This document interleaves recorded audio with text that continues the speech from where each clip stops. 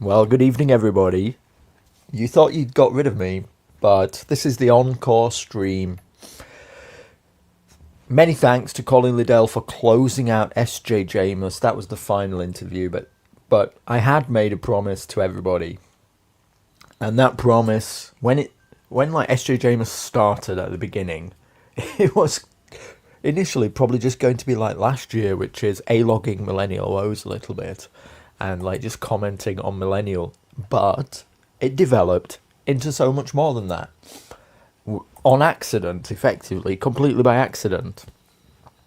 So I wasn't planning for the fact that I'd end up doing my own thing and then having like to fulfill the promise of also doing this like commentary on millennial again. So here we are in this quandary, and so now I feel compelled to give you what you all wanted in the first place, which is us gossiping about millennial. Now, I do have a few things to say about this to start with, in that I could have just forever a-logged millennial woes and millennial and moaned about millennial. But everybody always says, you know, in our parts of the internet, they say, look, if you've got criticisms, if you think you can do better, go ahead and do it then. Go on, why don't you try it? You do your own thing. So I guess I did. I went ahead and did it myself. So I now know a lot more about, basically SJJMAS was like half, I think I was at least half the size of millennial. Is that about right? Yeah.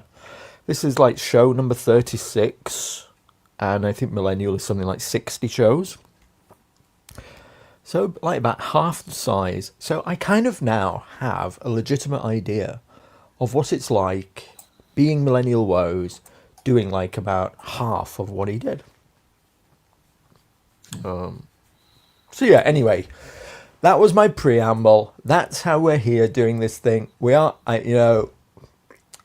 in a weird way, it almost, what I'm trying to get at, I think, is that because I'm doing my own thing and I've got SJJMAS now, like as a competitor product, you might call it, then it might come across as like sour grapes, the fact that I'm going to now nitpick and talk about millennial.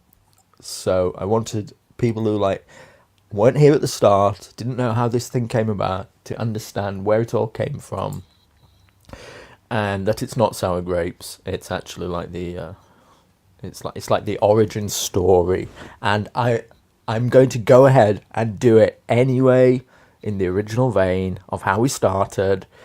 Sour grapes, yeah, not my prime. I'm humbled by the struggle. Well, I wouldn't go that far. Anyway, Claire Core has kindly agreed to come back and gossip all about millennial with me. So thanks for being here, Claire. How are you doing? I'm doing well. It all already feels like, I don't know. For me, I thought I'm keen to sort of move on. It's all sort of faded away.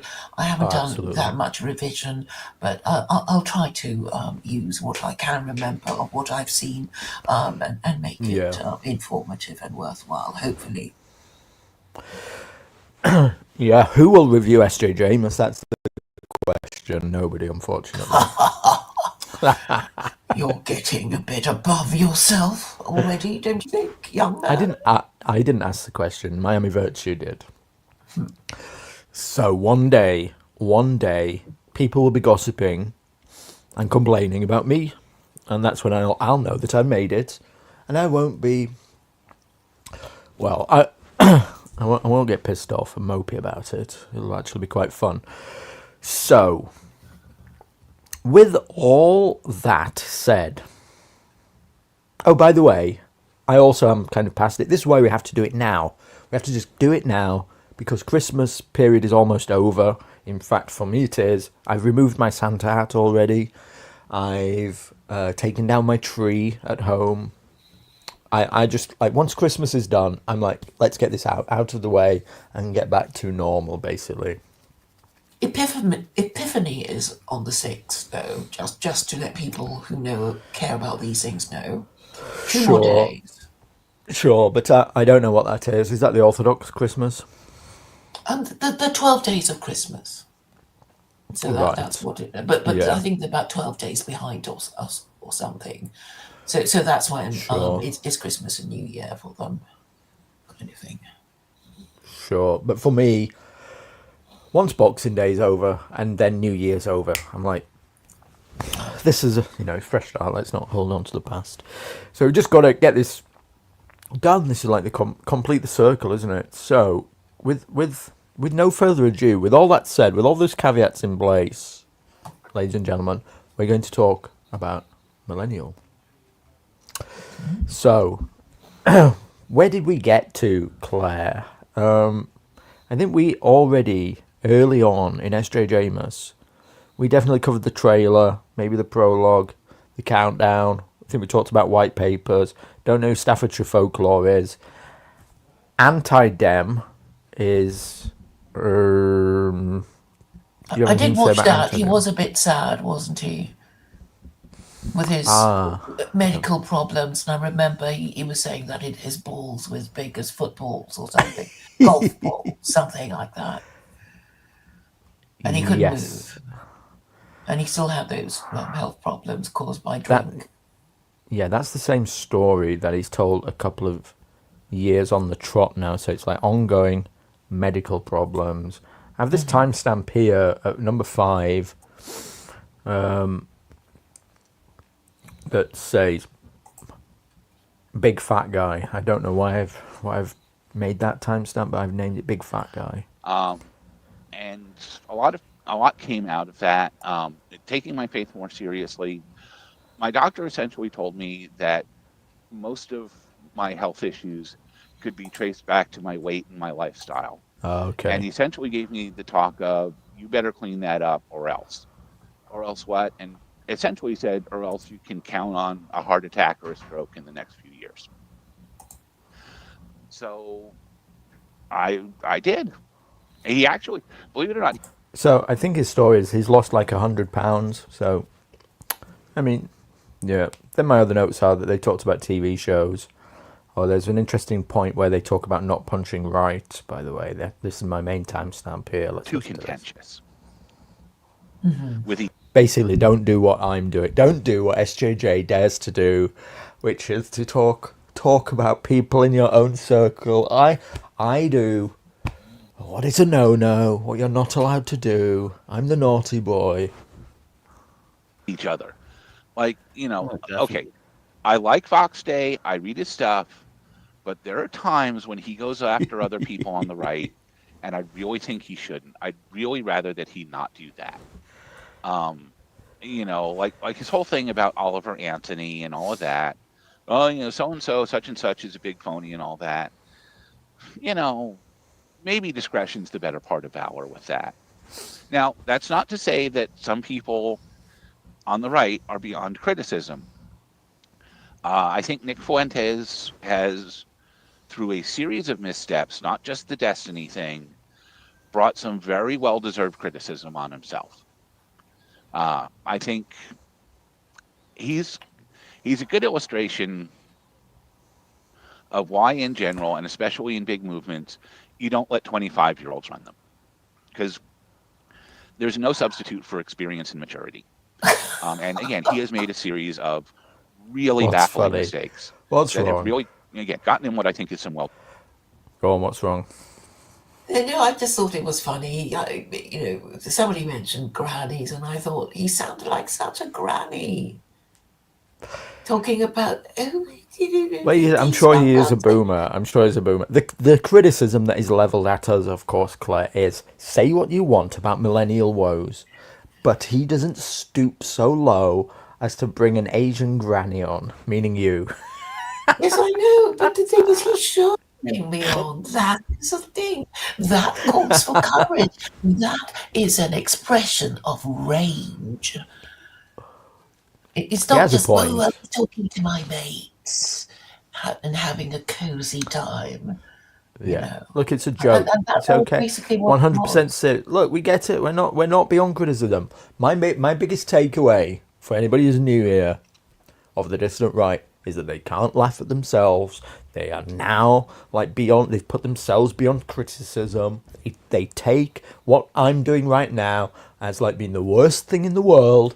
If you dare to like poke fun, mock, have a joke, banter, God forbid, criticize, then you're like the worst person in the world, and you're trying to tear us all down. And oh my God, what's wrong with you? We all need to come together and not fall out. Oh my God. So yeah. It's hopeless. This is hopeless. I mean, did you watch the last one, the final AMA, and he was nearly crying at one stage? No, I And did not. you should have. I mean, there was not that much content, but I thought, that's the only thing at the time I felt I could bear to listen to. And he was getting so maudlin. And like he was saying goodbye to us forever. I mean, really, It's it was. like having your dog put down and saying goodbye for the last time. Something like that. Oh my Yeah. God. No, this Yeah. will not do. This really will This not will not do. do.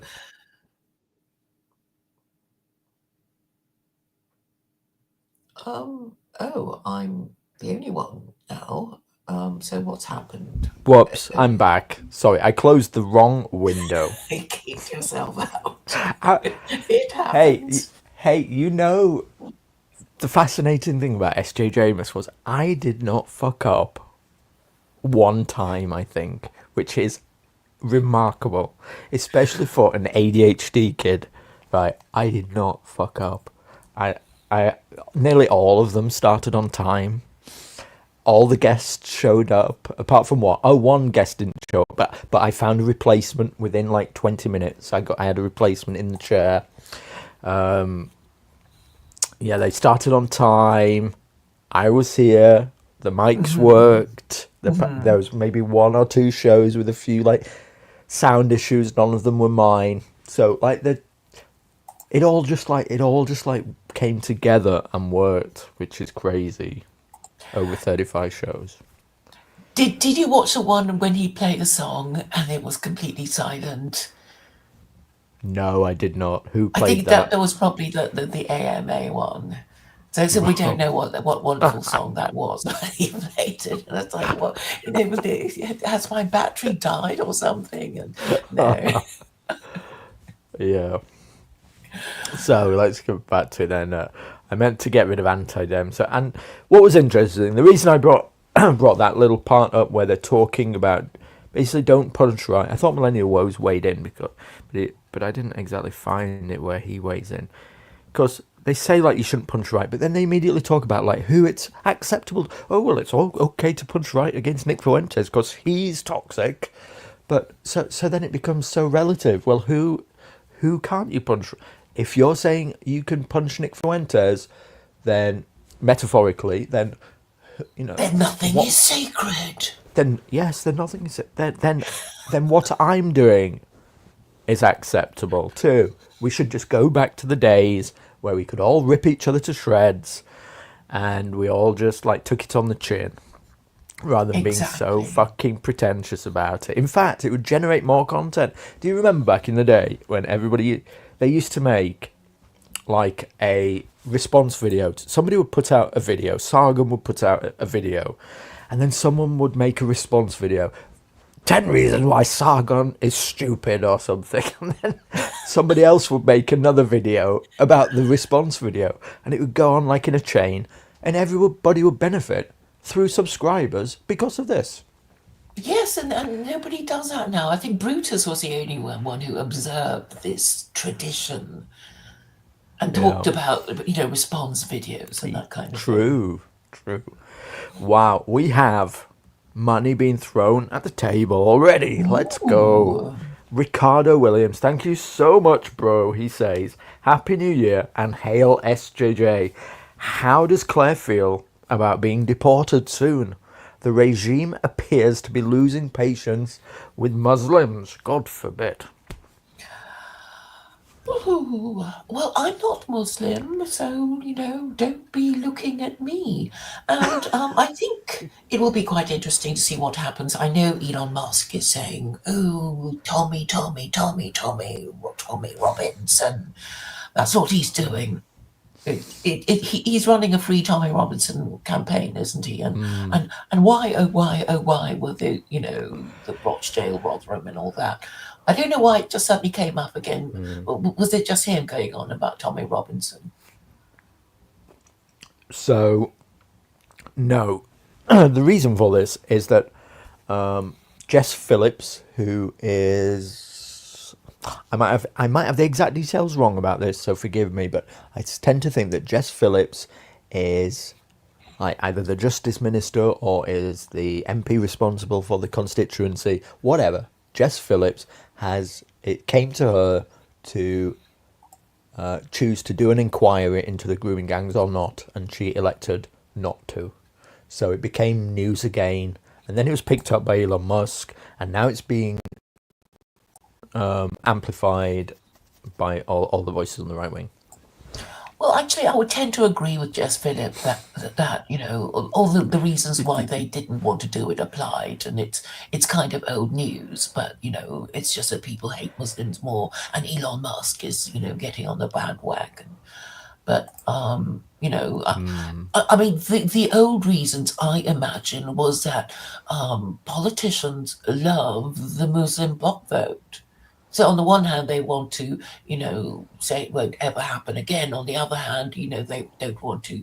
I mean, Labour has the most, Muslim voters in the north. So, for those reasons alone, it's clear why they don't want to open that can of worms again. Well, obviously. Yeah. Obviously. I mean, there's no sinister new reason that I can see. Yeah, it's their client group. They don't want to anger their client group, so they are like serving their client group. Now, all this being said, Elon Musk possibly is doing it to to deflect away from the H-1B visas controversy that he's ended up embroiled within, and the flack that he was taking over that.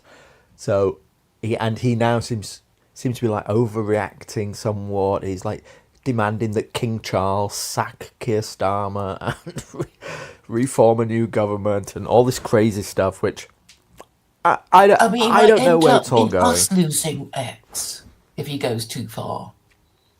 If he's too anti-British, I mean. Oh, you think there's a chance of Britain banning it?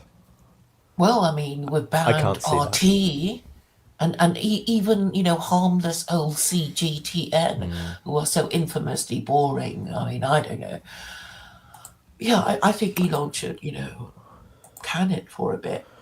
I mean, it is old news if you think about it, but, I guess we have no choice but to see the whole thing through. Well, as I said to a friend of mine, I'm in two minds about it. I don't know what's going on.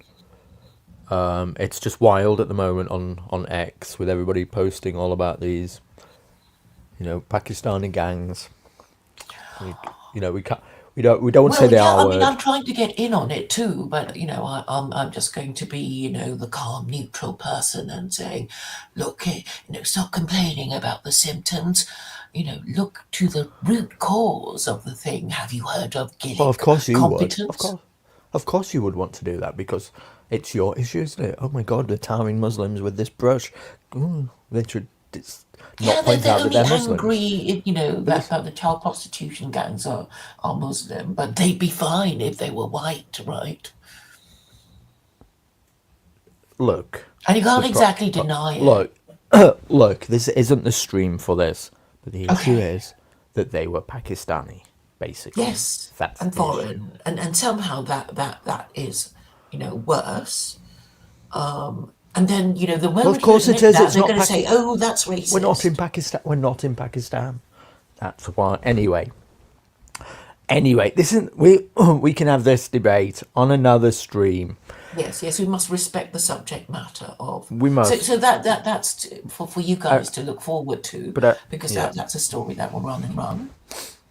But I will just say thank you to Ricardo for saying make blood sports great again. Absolutely, bro. Oh, and he sent another super chat. He says, I need to explain where I stand with Elon. Will I be changing my Twitter at? So, look, I did a stream with Jord yesterday. Now, Jord asked me in that, just before that stream, to be honest with you, Jord asked me to play up the role of being the Musk maximalist and just like uncritically defend Elon Musk, basically. So I kind of stepped into that role. But you can hear me on that stream make the case as to why I think Elon thinks what he thinks. He looks at H-1B visas as a literal drop in the ocean. His argumentation for them is that it's 85,000 out of 4.1 million. These are the people who earn money. They're required for the economy. This is his case. And so he's like, what is all the reaction from the right wing? You know, because it is kind of crazy, the level of the reaction to him, who is like a big capitalist, just being open and saying, I'm not a Wignat, and I want people who work, and therefore the H-1B visas are good by me. Now, the reaction that he did post saying that was over the top, calling Americans lazy, saying that Indians do the jobs better, all that, absolutely overreaction. But the initial thing that he said to him and to most like sane people, like, was not that crazy. It's like, let's deal with this 4 million before the qualified ones. So anyway, that's like my little take on it right now. And Well, and no here's the other thing. surprises there anyway, because I mean, even Trump was saying, you know, they have to come here, they have to be here legally, and that's it. And he, you know, that he was kind of preparing us for all this, wasn't he? In a way. Yeah, look, T4L says, I think it's edgy to be a Musk fanboy. No, I don't. What I'm saying, right, is prior to Elon Musk buying X, the right wing was censored completely.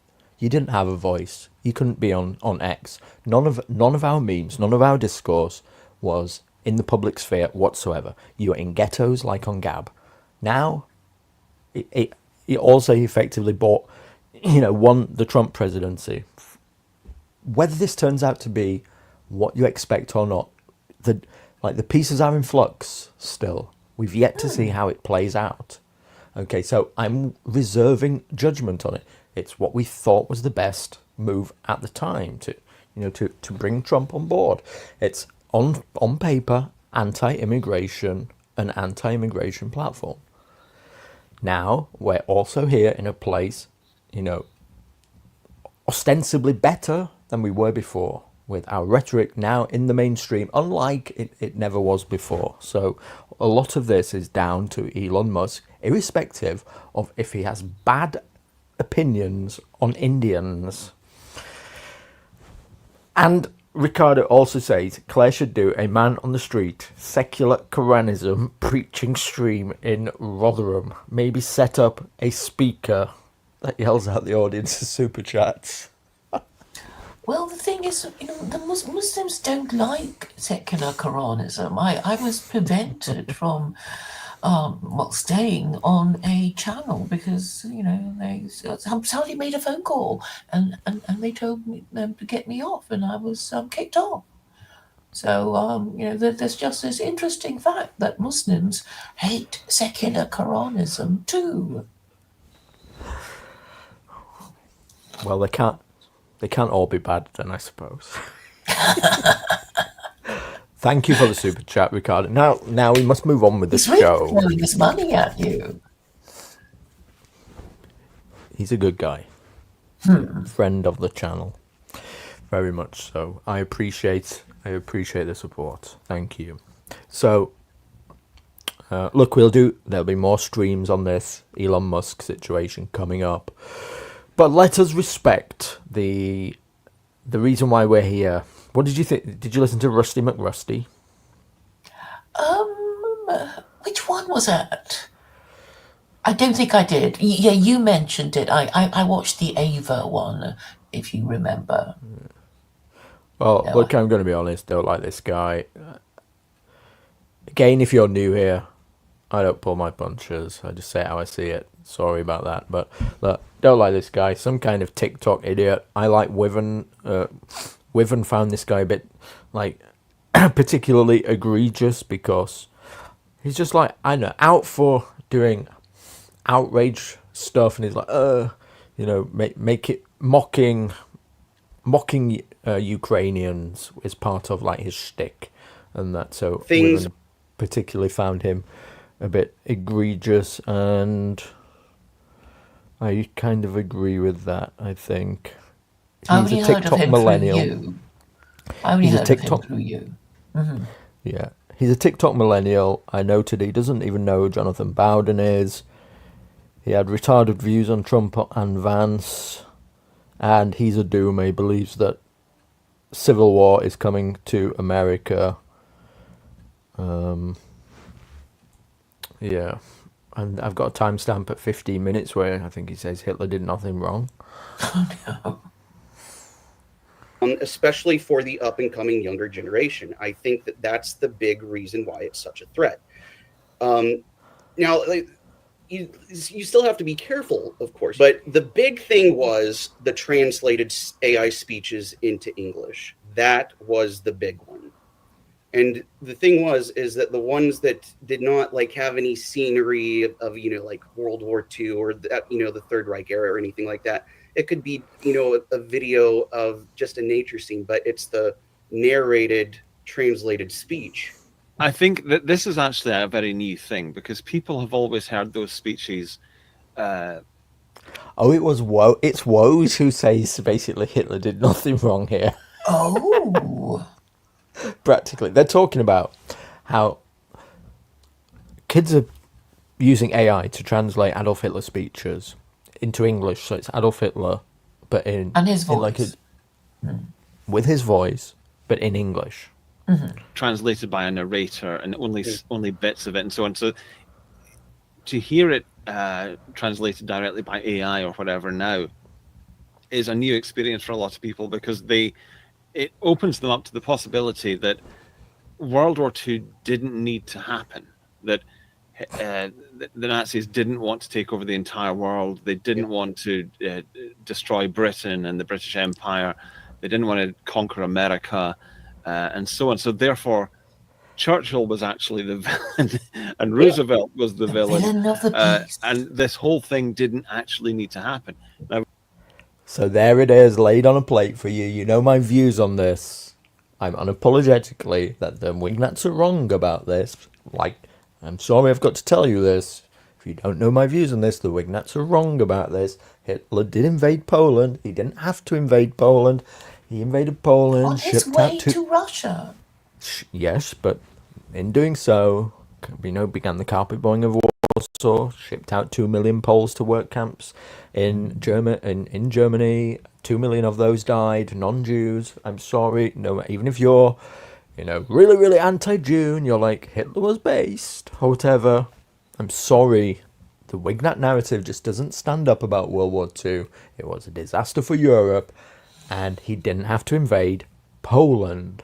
And nobody can ever explain to me who put the gun to Adolf Hitler's head and made him invade Poland. And this is why the Wignat narrative just doesn't stand up to scrutiny. So... I guess it was the sort of World War II version of the Schlieffen Plan. Yeah, knock out France and then go and attack Russia. No, I mean, the Germans say we just have to march through Belgium. I mean, everybody has to go past Belgium. It's kind of like the middle point. But anyway, yes. So I thought it was really interesting. Don't like those bubbles. No, me neither. Me neither. This is here's where people are going to shout, "Oh, you've got sour grapes" or whatever. If we nitpick against Rose's artistic project here, but it is the most. It is the thing that I think is due for a lot of criticism this year. For one, I hate to tell you, but like, it's Without blur. the- The bit rate is bad. So like the show is blurry. Like this, I'm broadcasting to you in 1080p. So I'm broadcasting this as high quality as possible. The stream did not have enough bitrate. So can you see here, like this text is barely readable. Some of it, when it changes, becomes unreadable. There's a criticism.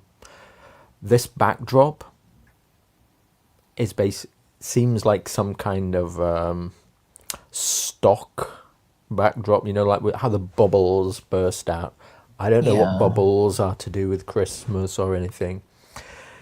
So it all look at the text here. This is not on my end. This is on his end. So like the presentation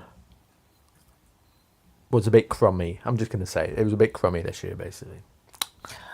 Yeah, I mean, I was thinking the exit, that didn't look that great either.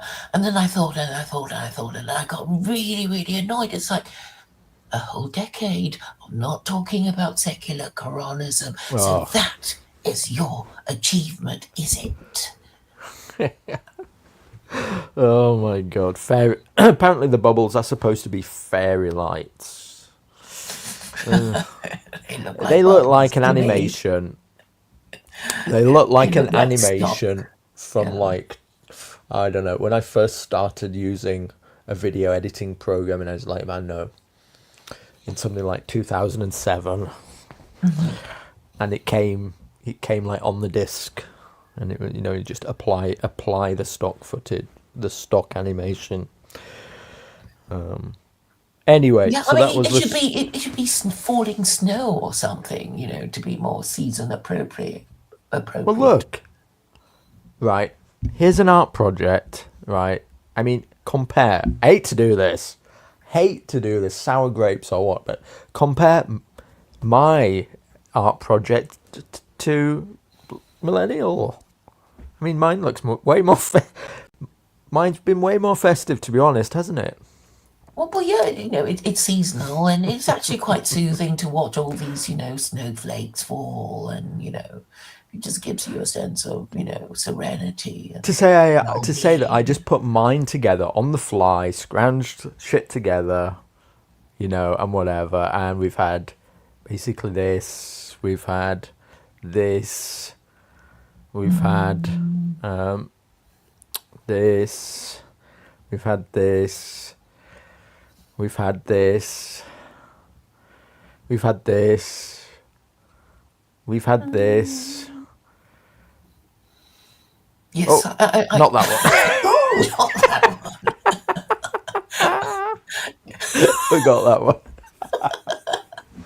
That's the best one. I wanted to scrounge that off you, but you wouldn't give it to me. I thought I did give it to you. Oh, did you? I must have missed it. Sure. Yeah. Anyway, back on with. By the way, we're not going to get through all of these shows. We're just the ones that we watch. That we've seen.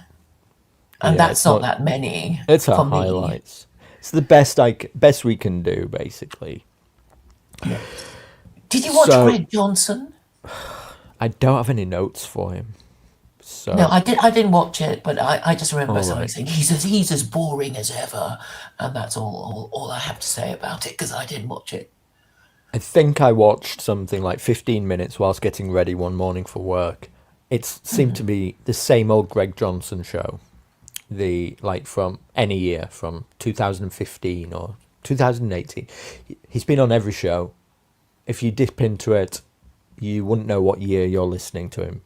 It's like the same old stuff where I'm positive, where our message is improving. People are learning about white nationalism now, and if you just, you know, you keep donating and keep spreading our ideas, and eventually we'll win. Maybe he's right. I don't know. I did listen to John Waters, but I have no memory of it. But you know, he's a kind of same old kind of character. Yeah, John Waters is an Irish guy, Irish He's a bit. Who had a thing going with Sinead O'Connor, right? Did That he? was, I think so. Or am I No mistaken? way. I didn't know about that. Well, let me check in case I'm wrong about that. Basically, the next thing that I have to talk about is the public mod team episode. So, did you watch any of these people? Sorry if we didn't get around to you, but look, New Right Post, Angelo Plume. Oh, you watched Nina Power. Yes. Yes, I thought that was quite good, but then it was because I interviewed her, and I sort of wanted you to, watch it did you? to see, who did the better interview of Nina Power? But I mean, she said a few things that she didn't, which are quite interesting that she didn't tell me because she's got married in the meantime. So, and she is, I think she's charming and lovely, but and she's one of those people that you can put on automatic and not have to say anything, and she'll complete the stream without you even talking, and it'll be okay. So what's her shtick? Anti-feminism? Yes, Right. and being an Okay. Anglo-Catholic, and getting married, and all the girly things. Well, at least she's married. That's interesting. As an Englishman, I have a God-given right to burn Catholics on a wood pile once a year. So Well, you've basically lost your right to democratic protest at that point, because if you're even to be involved means that you're guilty. Well, it's the fight, bystanders, people recording, the fact that people are also saying stuff on social media, going to prison. But again, there's precedent for this. But yes, I mean, the restrictions on all of this are massively increased. Starmer was head of DPP when he was deciding to prosecute the students as well. So he has a long history of doing this and practice and the rioters. So talking about Keir Starmer, I'm guessing they were talking about UK politics, censorship of right-wing views, the way that feminism and the left play into all this, right? But actually don't have any timestamps for me. I'm flying blind. No, we'll just say. We'll just move on. Is what he Yes. said. Yeah. Okay, that's Nina Power. But What about Ben? Yes. Go on. No, I was just going to say that people should watch the interview because she's the voice of a white middle class woman that he doesn't often have.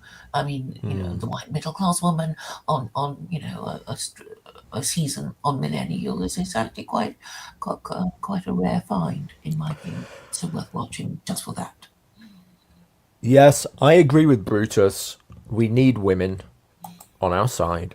This idea that the right wing has that they, just exclude women doesn't work. They're 50% of the population. You can never win without having women on your side. So it is important to know what the women are thinking and to have them on board. We need women in the movement. The other thing is that having women around, apart from you, Claire, attracts men in. They just like having women around, basically. Yes. So, what about these other people then? Benjamin Boyce, good old boy. Oh, I can't stand him. He's such a hate figure for me. So Benjamin basically, Boyce. he described himself as a liberal, which completely nonplussed Colin. In my mind, my imagination, what Okay. Oh yeah, So and the liberal. other thing was then he started talking about this other person that I mentioned to you, and then he said, "Oh, he's my friend," and then I asked him, "Who is this person?" That he's going on about, and you explained, and I think he was right wing but Zionist or something like that, with a big Twitter account. But, Yeah, yes, American hateful. content creator Benjamin Boyce. No idea who he is. I know. Isn't this the guy who said he's James Lindsay's friend? Oh, that's the one. Yes, yes. So what he does, and it's so repulsive. On his channels, he would, if there's a woman, he'd sing to her and really schmooze her, and it's so repulsive. It makes my skin crawl. But anyway, that's Benjamin Boyce, who, is so clever with words, and can, just by doing the talking points. I think this is what Luke wants to do. He just wants to do the talking points, but say, I'm a liberal. And but even Luke will not think that. Well, I'll be honest. I mean, even I make that defence. So there can be some level of tactical element to it. I hope you realise that. I know, but we all know you're a nationalist. They're businessmen first and foremost. Yeah. But having said that, I don't wish them. I'm just a classical liberal who's just asking questions, Claire. This is all it is. Just a classical liberal who wants to be left alone. I'm just asking questions. But yes, I like think Nigel Farage. I'm saying you can't. Okay. The atmosphere seems to be that people aren't sure. That it might be that they broke the back of like the alt-right, and culminating with me being banned and Way of the World, Mark Collett, and that's that done now. So I think that could be it. That they're just not. They feel that that's done, so they don't need to worry too much about it now. I don't know. Where do you think he gets these T-shirts from with the baggy neck? We've talked about this in the past. Well, they're obviously T-shirts he uses to sleep in. That's why the collar's all gone. I've got T-shirts like that, and it, I think he's making the mistake of, when either you put the T-shirt on, you find the wrong armhole, and you end up trying to put your head through like the armhole and your arm through the neck hole. He's either doing that, or when you try to put a T-shirt on a hanger, and you try to stuff it down through the neck hole rather than up through the bottom. I've had this problem. We need to teach millennial woes how to look after. It's just an old T-shirt. That's why it looks like that. Everybody's old T-shirt looks like that, don't they? Come on. Do you think it's part of the presentation of the grift, where he's like, "Look at me. I literally need new clothes. Give me money. give me, super chat me." Yeah, I think so. Because imagine if he wore some Savile Row suit, nobody would give him a thing, would they? Exactly. Oh, right. Look, that. He should put holes in his T-shirt and patch them up. Yeah. There's no excuse, even if you're like a basement dweller. Because there's Amazon now, and like all the clothing shops online, you can just order it in. So I don't know what's going on. Who else then here? What about Hearthfire Radio? Traditional Britain group did their usual shtick. Yeah. By the way, before we forget, I put a link in the private chat to show that John Waters did have a thing with Sinead O'Connor, and I didn't just dream it. Okay. Personal life. What was it? A fling? Find. From a relationship with singer Sinead O'Connor, he has a daughter born in 1996 in London. No way. Following her birth, a long legal custody battle ensued, resulting in Waters having custody of his daughter and living with her in Dalkey. There we go. Wait, no, this is the wrong John Waters. It's the same one. That's not him. He's a far-right Irish columnist in Innie. That's not him. That's not him. Come on. That's not him. Am I blind? That's not him. It's him. No, it's not. It's got to be a different. It's This the guy same is an American filmmaker, writer, actor, and artist. No, I sent you the correct link with. You're looking at the. Have you looked at? I've Okay, I clicked- actually posted I've in the clicked the private link. chat. Yeah, I've clicked that link. This is an American filmmaker born in 1946. That's not him. Okay, okay. I'm sorry. Then I sent you the wrong one, but I have the Right. correct one. And here it is. Sorry, So, everybody, we can't get the staff here at the SJJMAS show. Here we go again. There we go. Now that's a correct. That's the one. same guy. No, that's the same one. But I get the correct link, don't I? Oh, well, look. No, I don't. Oh my God, what's happening? Well, I'm looking at the correct one. All right. Well, anyway. Okay. Anyway, Yeah, we'll figure that out another time. That's a gay guy, by the way, so I don't know what is going on there. Next up, then, can we just talk about the Millennial Woes' public mod team? Mm-hmm. I'm dying to talk about this one. Mm-hmm. Oh my god. Oh my god, bro. So, look, all my criticisms of Millennial basically are born up.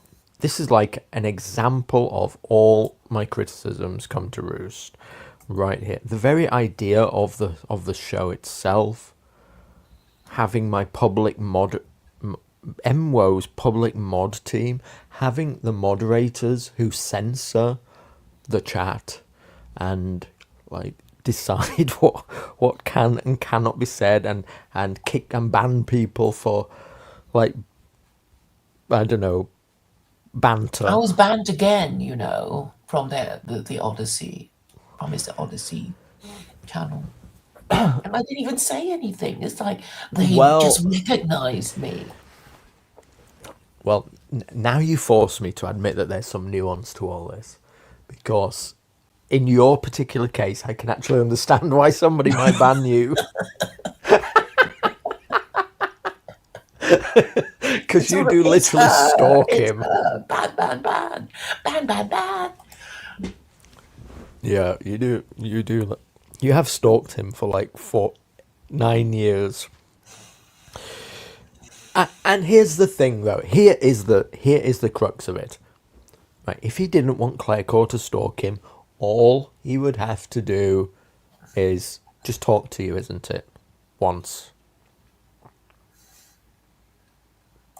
Well, I don't know. Sometimes, Well, I have female friends who boast about hold their on. stalkers. Like, how Are you many saying you stalkers just- have you got?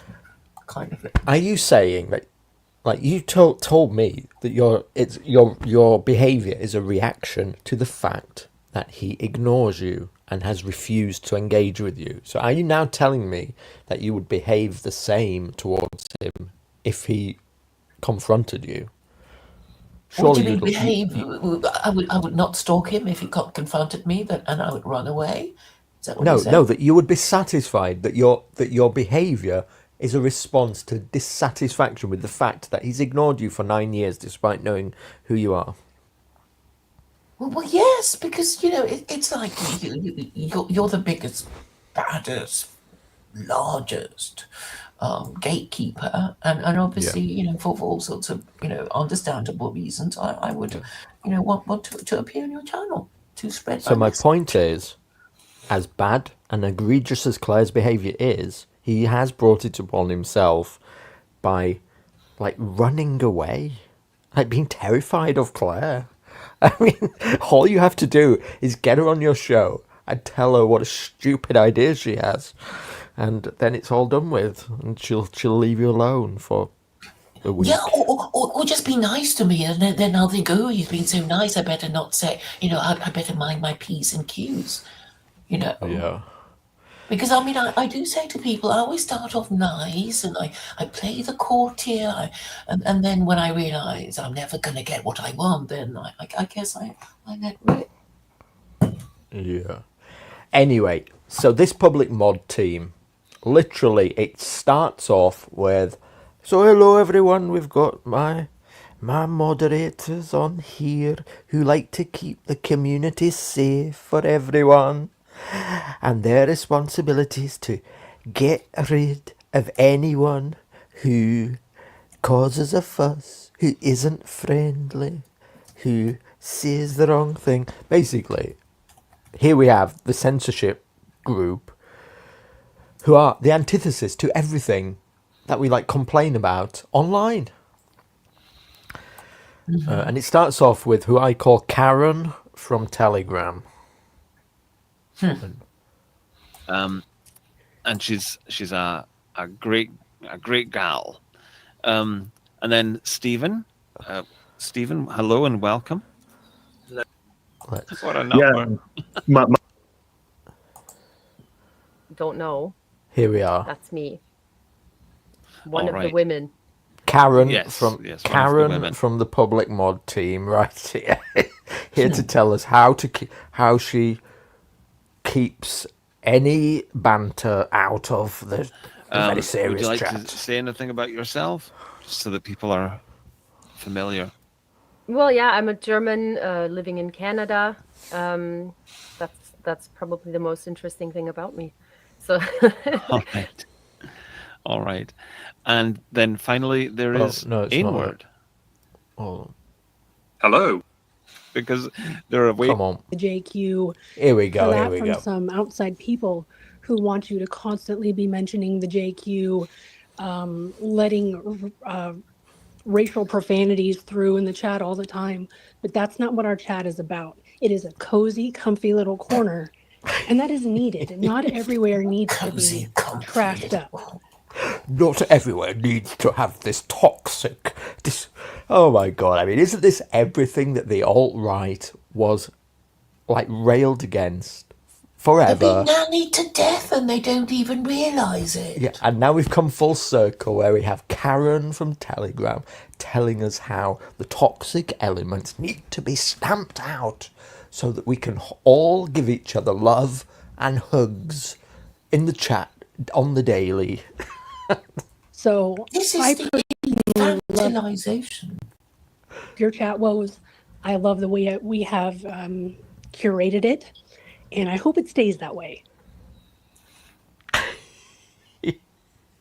Well, so do I. And the interesting thing is how much effort goes into maintaining a place like this, because there are all sorts of characters, and the internet brings out the worst in people.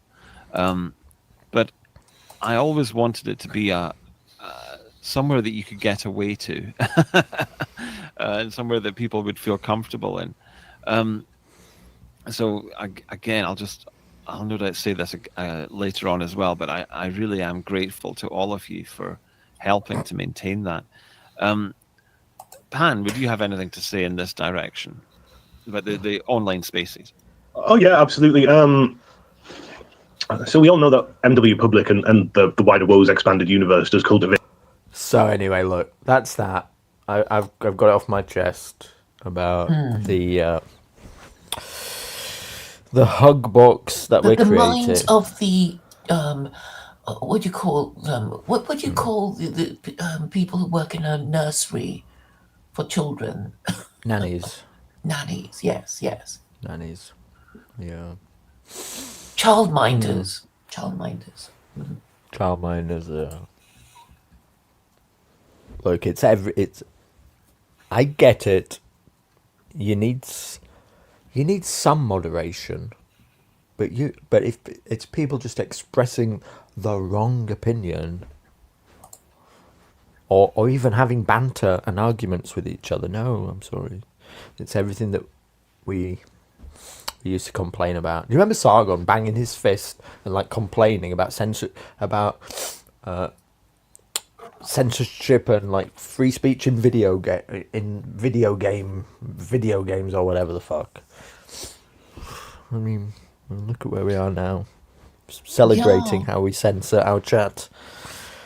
Well, I mean, before you scroll past herd immunity news, HIN, which I can see, I've had an interaction with him, and he's blocked me. Just to let people know. And I only approached him because he said, "Oh, we talk to everyone." So I thought, well, he can talk to me. Oh, Godfrey Bloom, I've spoken to him. And anyway, he blocked me. So, not saying what he does on the tin. This Scotsman from Grangemouth. I think that's what... Herd immunity news, you're saying, right? Yes. Yeah. Now, did you watch Martyr Maid? No. Any good? That's a shame, because I should have watched this one, but I did not. This is the guy who went on Tucker, remember, and said that Churchill was the biggest villain in World War II. Oh, him. I do remember him on Tucker, yes. Well, I'll make a point of watching that then.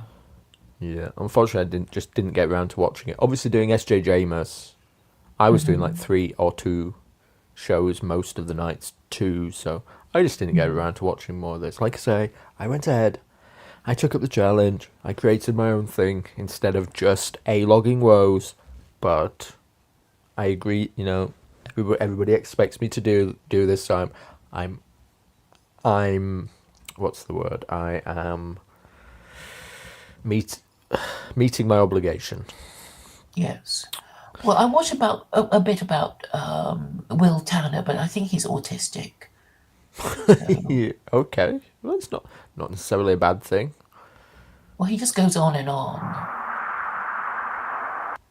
I didn't watch this either. What's his shtick? History, and then he just talks. And what an unfortunate microphone placement. Why do people do this with the microphone? Come on. And look at what he's wearing. I mean, that shirt with that jacket. I mean, obviously, he's obviously in some library somewhere, and it's not his. The law library. I mean, what a jacket.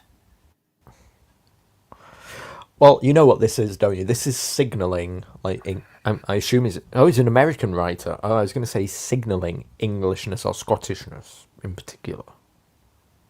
It's like, look at No, it's a particularly loud jacket. But, I mean, you have a listen to what he says, and then you'll understand it wasn't why I particularly tuned out. exploitative, and things went a lot better inside it in terms of raising the locals up and building something out of nothing instead of just kind of exploiting what existed. And then in terms of contrasting with South Africa, it never had an apartheid regime of note. Oh, some history. Mainly. And a small white population, a couple 100,000 at most, kind of throughout its history over. And at this point, it was even smaller than that. Is it just a history lesson about white communities, maybe in South Africa, Orania? Is that what we're talking about? I'm guessing, reading between the lines. The birds or something like that. I wonder if Wells has ever fallen asleep in one of his interviews.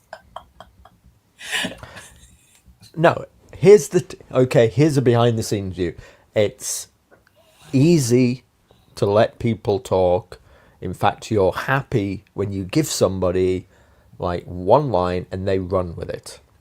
The hard parts are when, and naming no names, a couple of my interviews are like this, like just a few, not many, but there's a few where you like ask somebody a question. You can't, I don't think you want like a load of notes for an interview. So you just want to like have a vague idea about the person. It'd be great if they came to the table with something to talk about. If they do, you can let them run with it and just like ask them questions about what you're confused about, because the audience is probably confused about the same stuff. But some people, you'll ask them a question and they'll basically go, yes, something like that. They go into lecture mode for the next hour. No, that's okay though, because you can kind of interrupt, but it's people who don't have much to say, and you have to constantly be the one probing. That's the harder part. Yeah. Here's another thing, right? And again, you're going to say it's like sour grapes or whatever.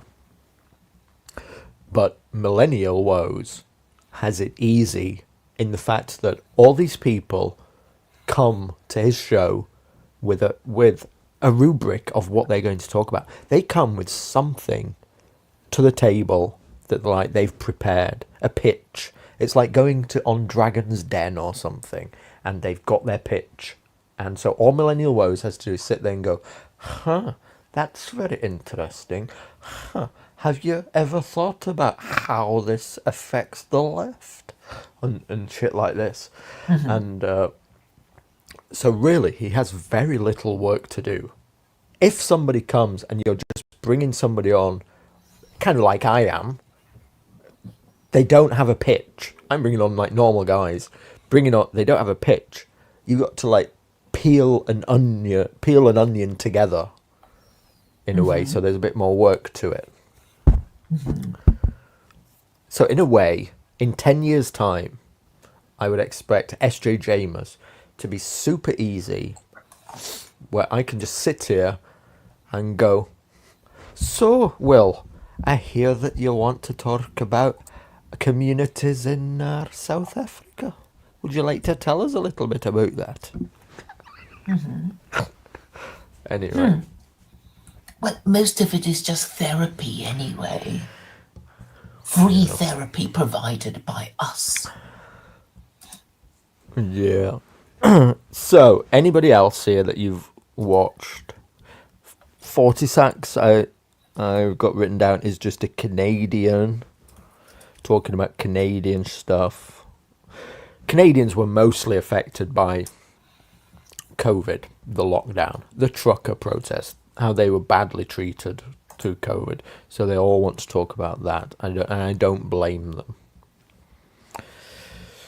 Alexander Adams talked about art. I found this boring, I'll be absolutely honest with you. I'm not interested in art. And I didn't watch it. It's one of Millennial Woes' highlights, though. Okay. For whatever reason, he said this was one of his highlights of the show. Derived from the collection of someone who's collecting now, as a private individual, and that will turn into a museum at some stage, but that museum does not exist yet. And that is our future. And I think that it's wrong of us to fixate on the paths that have gone. It's easy to lament that sort of thing, but it's time to put that aside and to start painting for ourselves, for each other, and for ourselves as artists. I was just listening to this and I was thinking, all right, I agree with the sentiment, but who the fuck is into painting, really? I mean, is painting, I mean, what, I'm sorry, you're from a bygone age. Yes, there might be someone in the chat right now who says, well, I like painting. Okay, but I don't think we're going to fix the demographics of the country by bringing back painting. News Fist is... News Fist is Yiz the Eunuch's co-host.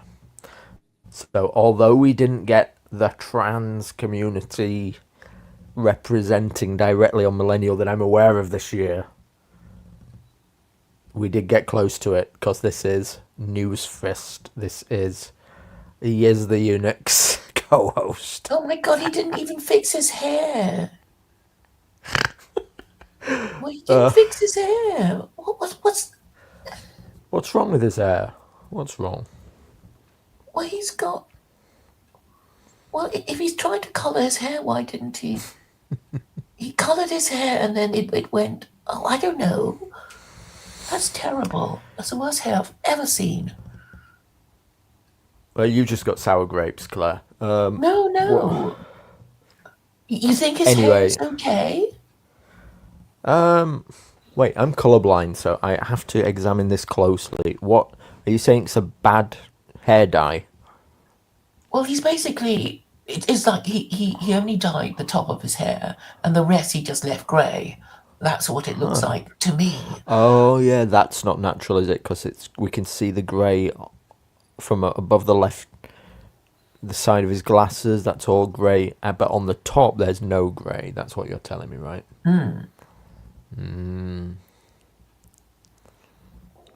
Yeah, that does seem to be a weird diet. Yeah. Maybe he's like an old rocker. Maybe it's also... Maybe he's trans. I don't know. It's Yiz the Eunuch's co-host, so anything's possible, basically. Literally anything. Biggest dick sucker in the distant... Oh. Stephen's left. Suddenly. Sorry, I did it again. You did it again. You kicked yourself out. Oh my god, I did it again. Right. Let's get back on track. For whatever reason, they talked about something called sixth generation warfare news fist. Why do they have rude? I know, why does Yiz the Eunuch, who is a transsexual, literally eunuch in the neck. Look, they claim not to be a transsexual. They claim that they were born a hermaphrodite. I think this is the law. I'm just saying, okay? This is not doxing anybody. They claim to be born a hermaphrodite or something. I mean, if you believe that, you'll believe anything. They call themselves a eunuch. Anyway, whatever. I struggle to understand it all. But they want to talk about something called sixth generation warfare. I have no idea what that is. Ferryman's Tall, another Canadian, wanted to talk about Canadian stuff and how the truckers were badly treated and all that kind of shtick. Oh,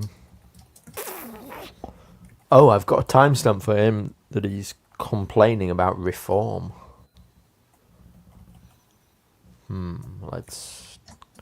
Let's jump in. So I can't remember. 49 minutes.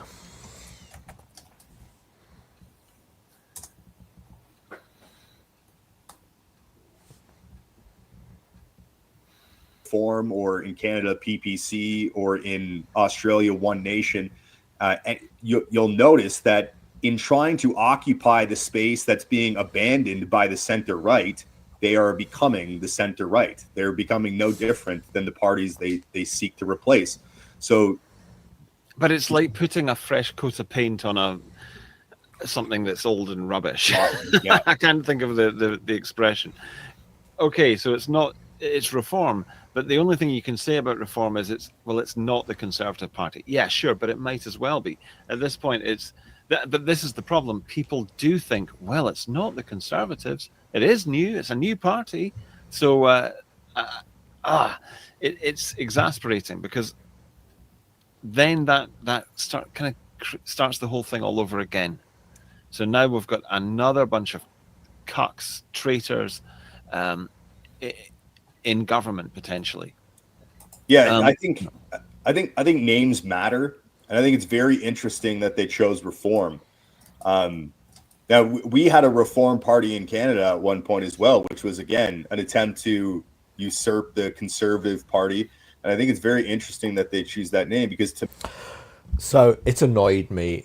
You might agree with these takes, by the way, in the chat. Okay, if you're viewing this stream, you might agree. You might also not believe that reform.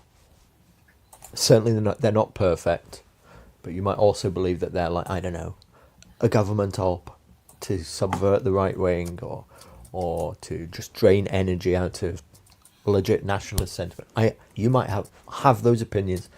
What I say is that those are, potentially legit. We just yet have to see it play out. Nominally, they are proposing an anti-immigration platform, and they are, go and look it up on the website, on Reform's website, go and look it up. Nominally, it is, it is closest to what you want than anything. What annoyed me is that there's a Canadian here talking about it and just trying to tell us there's no hope. There's no hope. Well, you can't vote Labour, you can't vote Conservative, and forget reform as well. So you're just fucked, basically. You're just fucked. You're all just fucked. and I just find it unhelpful. The way I see it is voting is 0.1% of the job. On the day, you go and vote for what is closest to what you want, because you can't change anything, you can't change which political options you are given on the day. So on the day, you go and vote closest to what aligns with you politically. And then for the rest of the time, the job remains the same anyway, which is to convince people of what the problem is and to attempt to encourage political parties to grow and develop and move towards your political position anyway. Thoughts, Claire? I'm so sorry. I zoned out. Could you sum it up again? Sorry. I didn't watch that one, so I guess I wasn't paying much attention. This Canadian said they're complaining about reform in the UK. We'll move on. Mm-hmm. Just a democratic process and how hopeless it is. So I would agree with that, yeah. But if you don't have another option for people, then just telling them not to vote in their own direction, I don't find it helpful. Anyway, they talk about telling people, to establish a one-party theocracy. At least I'm proposing an alternative, even though no one will listen. I suppose at the very least you are doing that. Here they talk about a fork in the road at 57:30, and my note is that this is just another collapse bro. So another guy who is just waiting for the collapse, which is like a disease among the right wing. If you are just waiting for a collapse, you're going to be doing nothing, and you might be waiting forever. It might never happen. And, along that, from now until that time, when it might never happen, your political enemies are organising, they're active, and they're working against you. So anyway, let's listen to them talk about the fork in the road. That fork in the road, we can either try to gain institutional power so that we can change the culture in that way, or we can try to persuade the public, no, don't get complacent. Society is dying. Western civilization is dying. We really need radical change. I think that's the dilemma. See, I think the answer to the question, like I don't really care about the establishment political system anymore at all. I see them as essentially irrelevant, and the reason I see them as irrelevant is because I've watched over the past 3 years, and to a certain extent personally, how much you can change the culture if you approach it the right way and if you just stick to your guns. And I think it's pretty obvious at this point that the far right, the nationalist, ethno-nationalist, ethnocentric, white identitarian right is actually dominating the discourse, at least within the right-wing politics. We've shown that it's ultimately our rhetoric that becomes the dominant, the most important friction point. So anyway, this guy's checked out, but go on. Oh no, I'm just saying he's really boring, which I'm sure everybody else has noticed. Yeah, okay.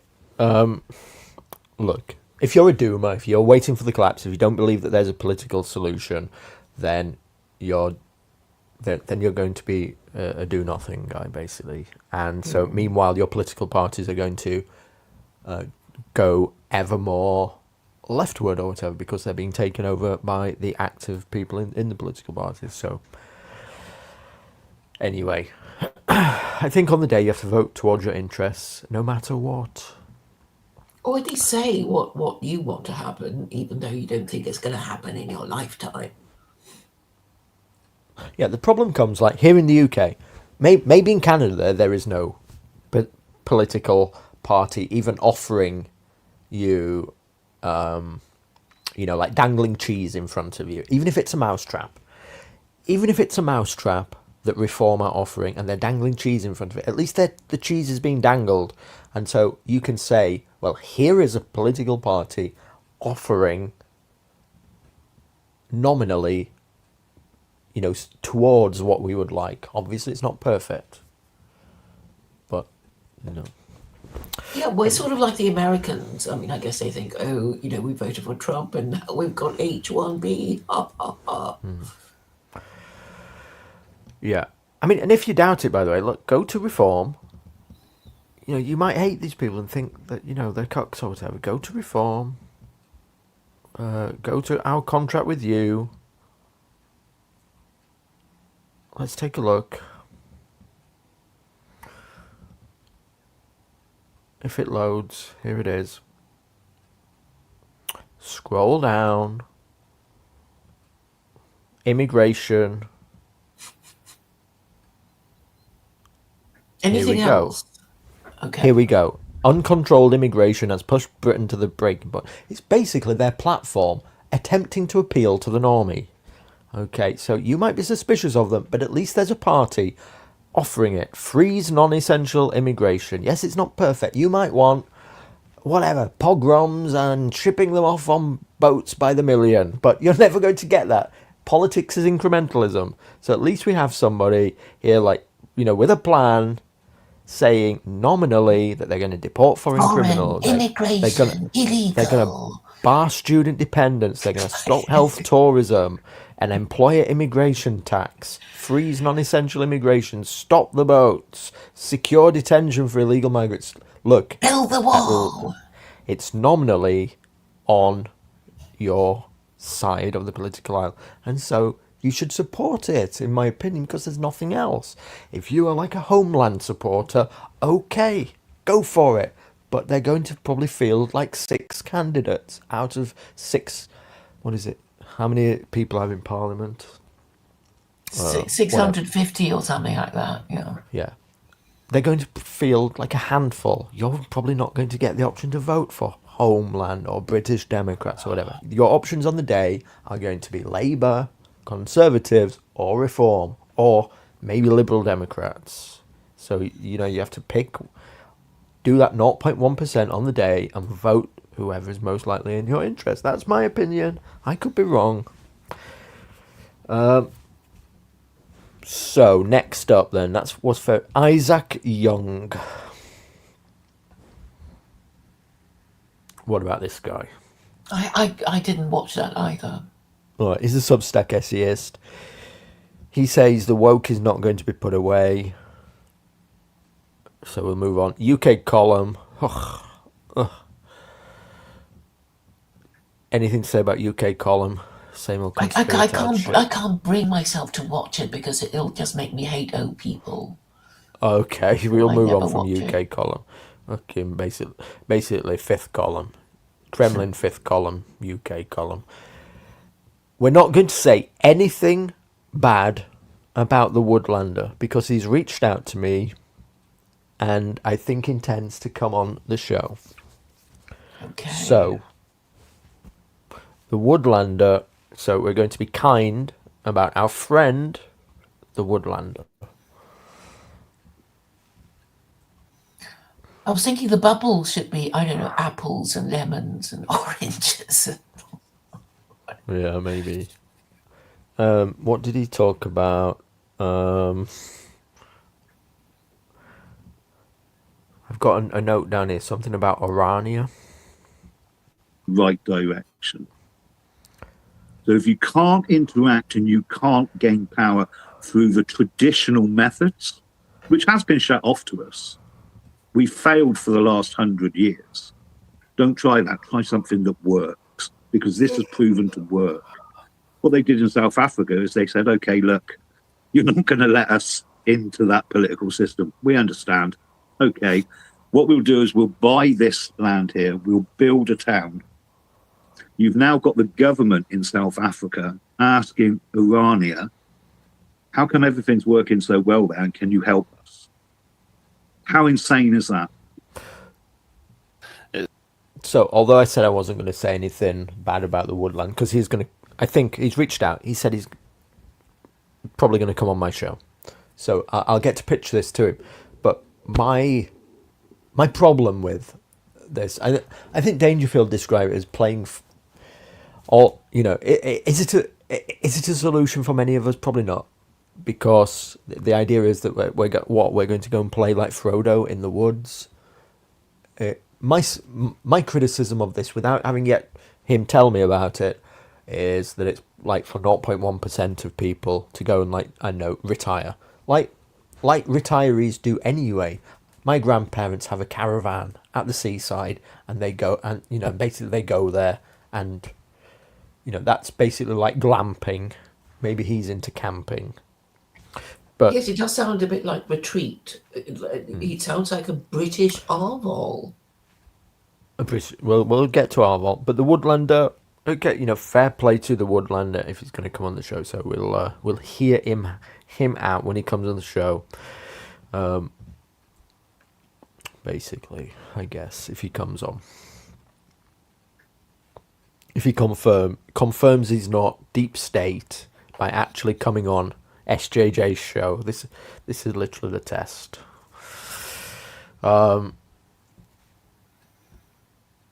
Red Ice. Did you watch that? No, I didn't. What did you think? Well, I used to kind of like Red Ice TV when it was just doing conspiracy shit, actually.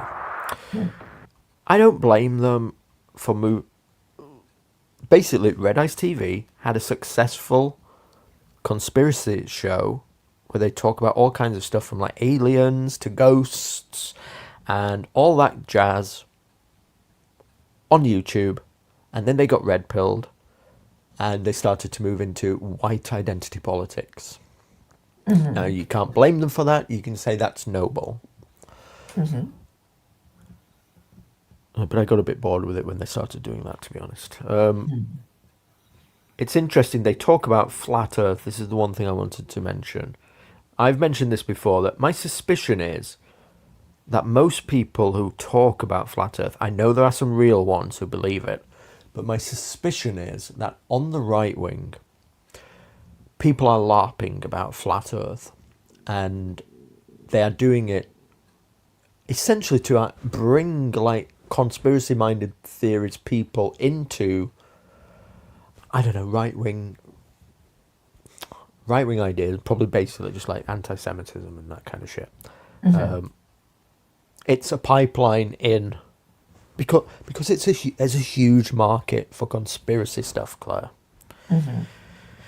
So I think he mentions it, getting white identity from flat Earth. So my ears perked up. I think they did. They've done that long time. Anyway, it doesn't matter. I'm not sure you'll get to white identity from flat Earth, to be honest. But okay, that's where the chief spearcocks. It could be. You never know. As I said, I don't. Excuse me. I don't care how you get to it, as long as you get there. You know what I mean? What is it? The saying, you get the horse to the hay, or anyway, it doesn't matter. I know what you mean. Whatever works, it's fine. Yeah, exactly. I mean, it's fine, but yeah, it's kind of like I'm not gonna say it's the final frontier, but like with increasing amounts of problems in our society and all these different things, it's exposing what the establishment, the elite, whatever term you like to use, the globalists, the activists against us, those who are organizing against us, what they're interested in and what their goals are. And once you begin exposing that, you said, and then when people realize that, like, this is what they want to destroy, at least it worked like that for me, then I was almost like inherently drawn to it. I never thought about my people. I never thought about race in that kind of capacity. And, I've reiterated this many times, but, it wasn't really until I saw that clip with Barbara Spector that it dropped and clicked. Like, they want to destroy Europe. She wants to destroy Sweden. They're going to make it like this is very intentional. Like, this is an objective of theirs, and that just boom, the floodgates open at that point. So this is a familiar story, you see, and it is a pipeline to becoming race realist. Is that you go on the internet. I picture it like this, kind of what happened to me. You go on the internet as you're a teenager. You type on the internet things they don't want you to know. and you look for it. And you think, what is it? What are the secrets of the world? What are they hiding from me? And I know you come up with like Masons, I know weird religious things, and I know I forget the process basically, but you come up with a range of conspiracies, and some of them are like the ones presented basically by the History Channel, ancient aliens, or Masons and the 33rd degree and all this kind of shit. And then like Heinrich is talking about there, is that at some point, if you keep doing this, you'll eventually like be presented with what he considers like the final red pill. Oh, look who's behind everything, and what they, what the real like conspiracy is. And I hate to break it to you, according to Heinrich, and you might agree with them, it's that they want to. It's the great replacement. They want to replace you, and who's doing it, etc. So, do you understand? This is the pipeline of conspiracy to white identity. So, I thought that was interesting. All right. So, what are they talking about? Somebody called Sleep. Who's he talking about? Do you know what he's... This woman wished you dead to your face, and you treat her like... I think he's talking about you again, I think. Me? Yes. Did I say anything like that? Did I? Well, you I don't have to understand, Claire, that there are people who are just very spurgy, and so they find the fact that... You understand it. If you're a Wignat, you're like... Oh, yeah, but I do remember wishing you dead. No, I know, but they'd be like, how can you even tolerate somebody who's advocating for Islam? Well, I never wished you dead. I mean, I was thinking, did he mean somebody that, on that channel you were talking about? But obviously not. Okay, mystery solved. Yeah. And the answer is, to anybody wondering, is that if you just keep Claire Court off of her talking point, then she's actually can be quite fun and fun to be around. You just have to do shows about shit like this instead of her secular Koranism. I don't have to talk about it the whole time. Exactly. She can actually be quite fun at parties. So yes, so that was Red Eyes TV. Jeremy Mackenzie, I think another Canadian, didn't watch it, unfortunately. Truckers, COVID, all that shit. Godfrey Bloom, a former MEP, old guy who's, I don't know, probably Of paid the by old the Kremlin. school. Yeah. Probably paid by the Kremlin or just pre-dementia, but I don't know, maybe a decent guy, I don't know. He might be entertaining if you watched a bit of it, don't you think? Of the old school, I mean. The thing is, no, I didn't watch any of it. Let's jump right into the middle then. And to tighten up a little bit on immigration, so on and so forth. So really, their natural home is in the Conservative Party, maybe on the more radical wing of the Conservative Party, but they're Conservatives to a man. Very, very few of them impress me. Lee Anderson impresses me, and Rupert Lowe impresses me. But I think everyone else there is a journeyman. They're all journeyman politicians, and I don't see much original thinking, and I don't see much commitment to the biggest problem we have at the moment, which is without doubt the mass immigration problem. Well, so we jumped in at a good point. Well, we just showed it. It's literally page 5 of their page 3 of their contract is literally here, uncontrolled immigration. So this is like their manifesto. Literally, if the criticism is anything, Reform are a party nominally about controlling immigration. Yes, it's not what you want, because you basically want like 10 million or 15 million people shipped out of here, deported based on using a paper bag to test their, the colour of their skin. But it's It's a big part of their platform, aimed at bringing normies in, aimed at being electable. So I understand the criticisms, but I do think all these people should just like give it a chance. But they may be right in the long run, you know. They might end up being right. Who knows? One of the party policies that they skirt around it. Maybe they'll come out with it. You have to mobilize the Royal Navy, and you have to tow illegal immigrants back, and you have to send people who landed here illegally by aeroplane back. You like this, don't you? You like this straight talking shit. Yes. Good. Okay, good. Good on him. Good on Godfrey Bloom. All right. What about Dan Tubb? No, I didn't watch that one. No, he's like a Lotus Eaters guy. Famously, Dan Tubb. He once. I pointed out how he might be a good guy, but whatever. I pointed out how out of touch he is with regular people, because off the top of his head, on Academic Agent's show one time, he tried to think of what the average wage is in the UK, and he's a former investment banker. He said, if the average wage in the UK is, I don't know, let's say it's £50,000, then blah blah blah blah blah. And I was like, £50,000, the average wage in the UK? What are you talking about, bro? You know, so it just reminded me of just how much. Well, not knowing the price of milk kind of bloke. Well, just like what these people have no idea of normie interests, basically, because he is, you know, so far removed in his of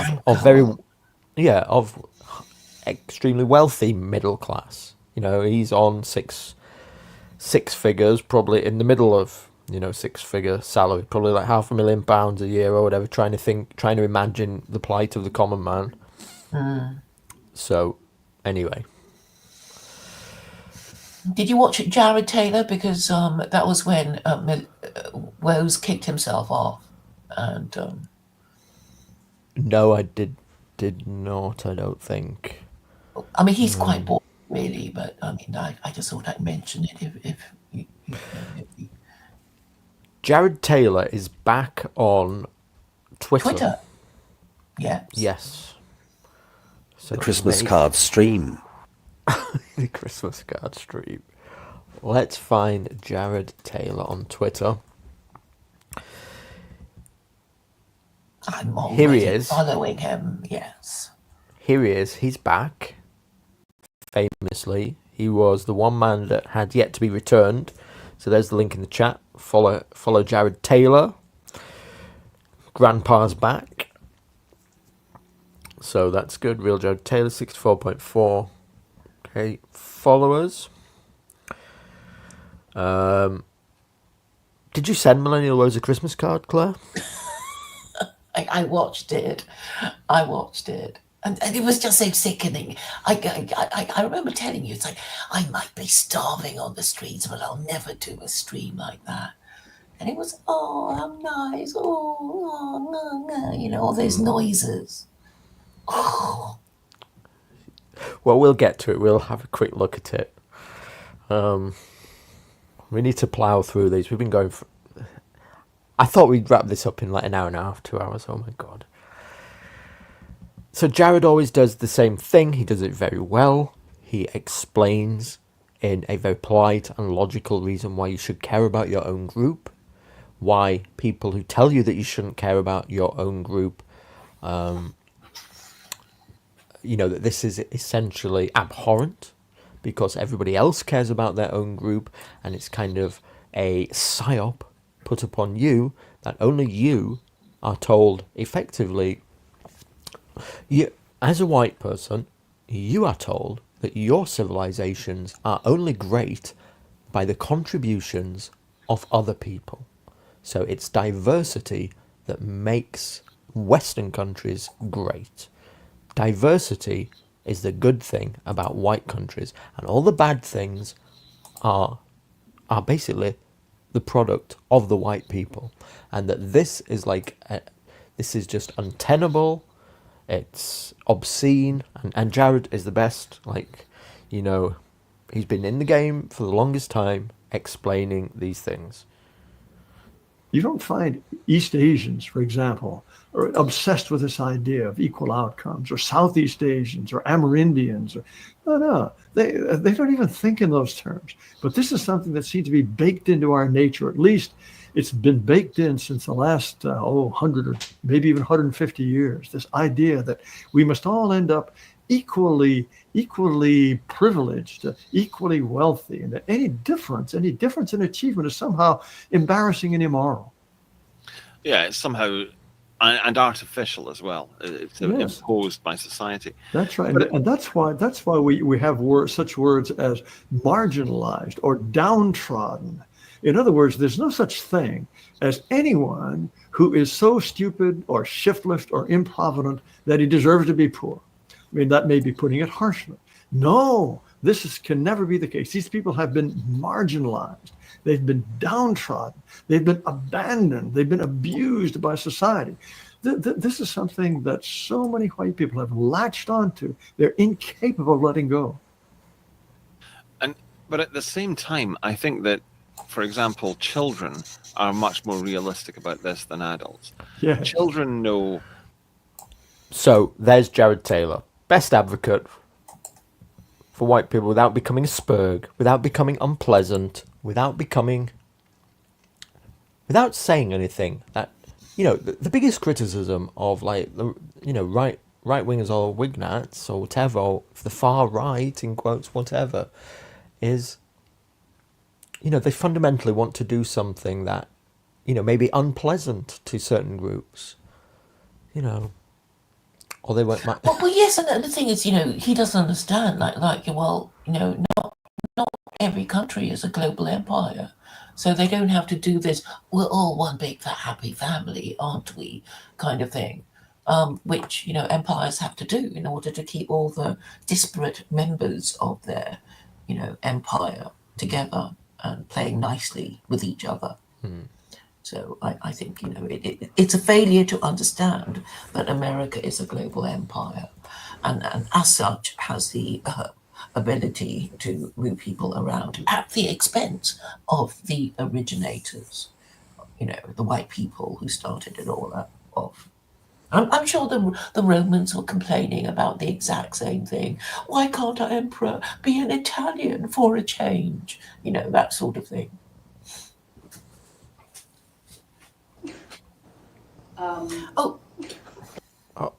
Go on. I was going to ask if E. Michael Jones, he wasn't on this year, was he? He was not on this year. He famously, a few years ago, said the K word on Millennial stream when he was on YouTube. He was never asked back again. When he was on YouTube as well. Anyway, here is. Look, I just thought, let's get a Jared Taylor quote rather than like search for one in the middle. Here it is. So this is a good little clip. I see your face, and what I want to ask you is, am I your enemy? You're not subjectively my enemy, but what you are promoting will lead to the disappearance of my people and my culture. And I will tell you this, it annoys me tremendously when I'm told by some immigrant or a child of immigrants that the only reason my country is worthwhile is because people like them have come here. It's as if to say, my ancestors built a dung heap, and I don't doubt your goodwill, but your goodwill is objectively going to lead to the oblivion of my people. I'm sorry, there is no other way to see it. So there we have it. You know, based Jared Taylor, based Grandpa. Yes. I mean, the most famous, I only mention E. Michael Jones because E. Michael Jones was saying, look, Jared, white nationalists have no rights, but at least we Catholics still have a few rights. And you know, basically saying race cannot be your religion. And I do think, well, that's really what he did do that, yeah. And he does have an interesting point that, well, let's not go there. Let's not get into that rabbit hole. But he does have an interesting point. Yes. Martin Lichmes, I didn't watch it this time around. German, or is he Austrian? I can never remember. Interesting guy, but I didn't watch it. Or Johnny McIver, did you watch either of those? No, I watched Jerome Firm, which I thought you might like, because, he was saying, we're going to send them home, and we're going to make them pay for their fare home, and we're going to send them home some more. And I guess he's quite a good-looking sort of guy. And he hasn't blocked me yet. Or maybe he has, but I forgot. Oh, I skipped over Steve Laws.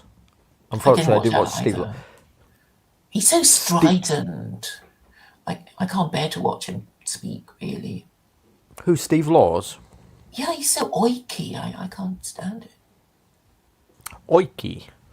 Yes. He's oik. He's a working class guy who started out filming filming the boats and pointing at them, coming over the shore and going, 500 more arrivals here today.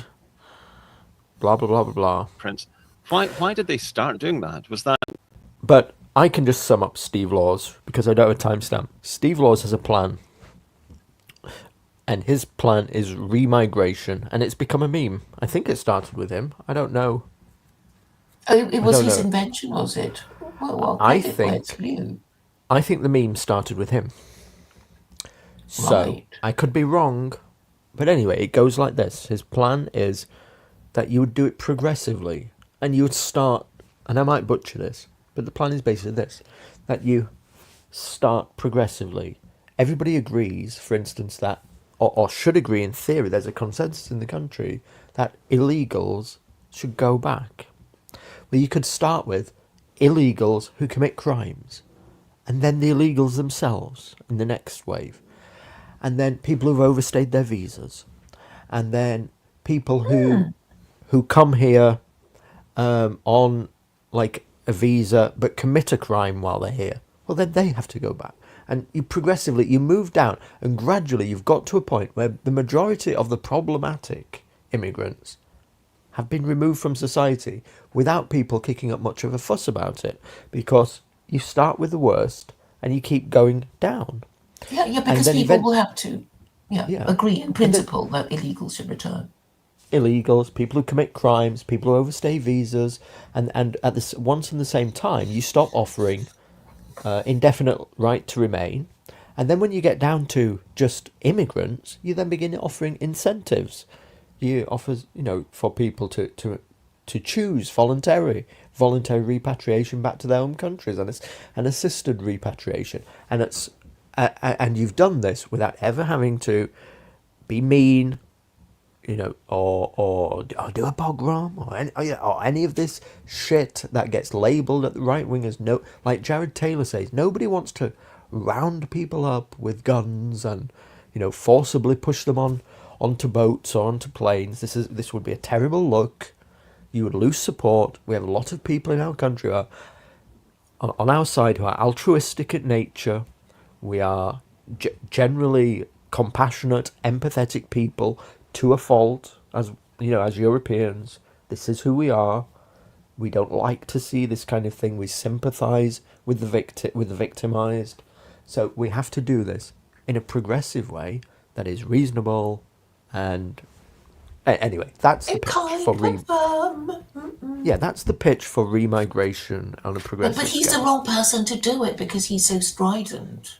Right, I mean, because the moment you see him, you think, round them up and push them onto camps and then blah blah blah blah blah. So you kind of need, I guess, a public schoolboy with a an affable manner to do it, and I guess for a time Nick Griffin was the guy to do it, because he was able to seem a here he is. Person. Yes. Ideally, this is who you want to do it, isn't it? I mean, ideally. You do have a point about Steve Laws. Steve Laws has become, let's just say, more radicalised. And he has positioned himself further to the right of reform, further to the right.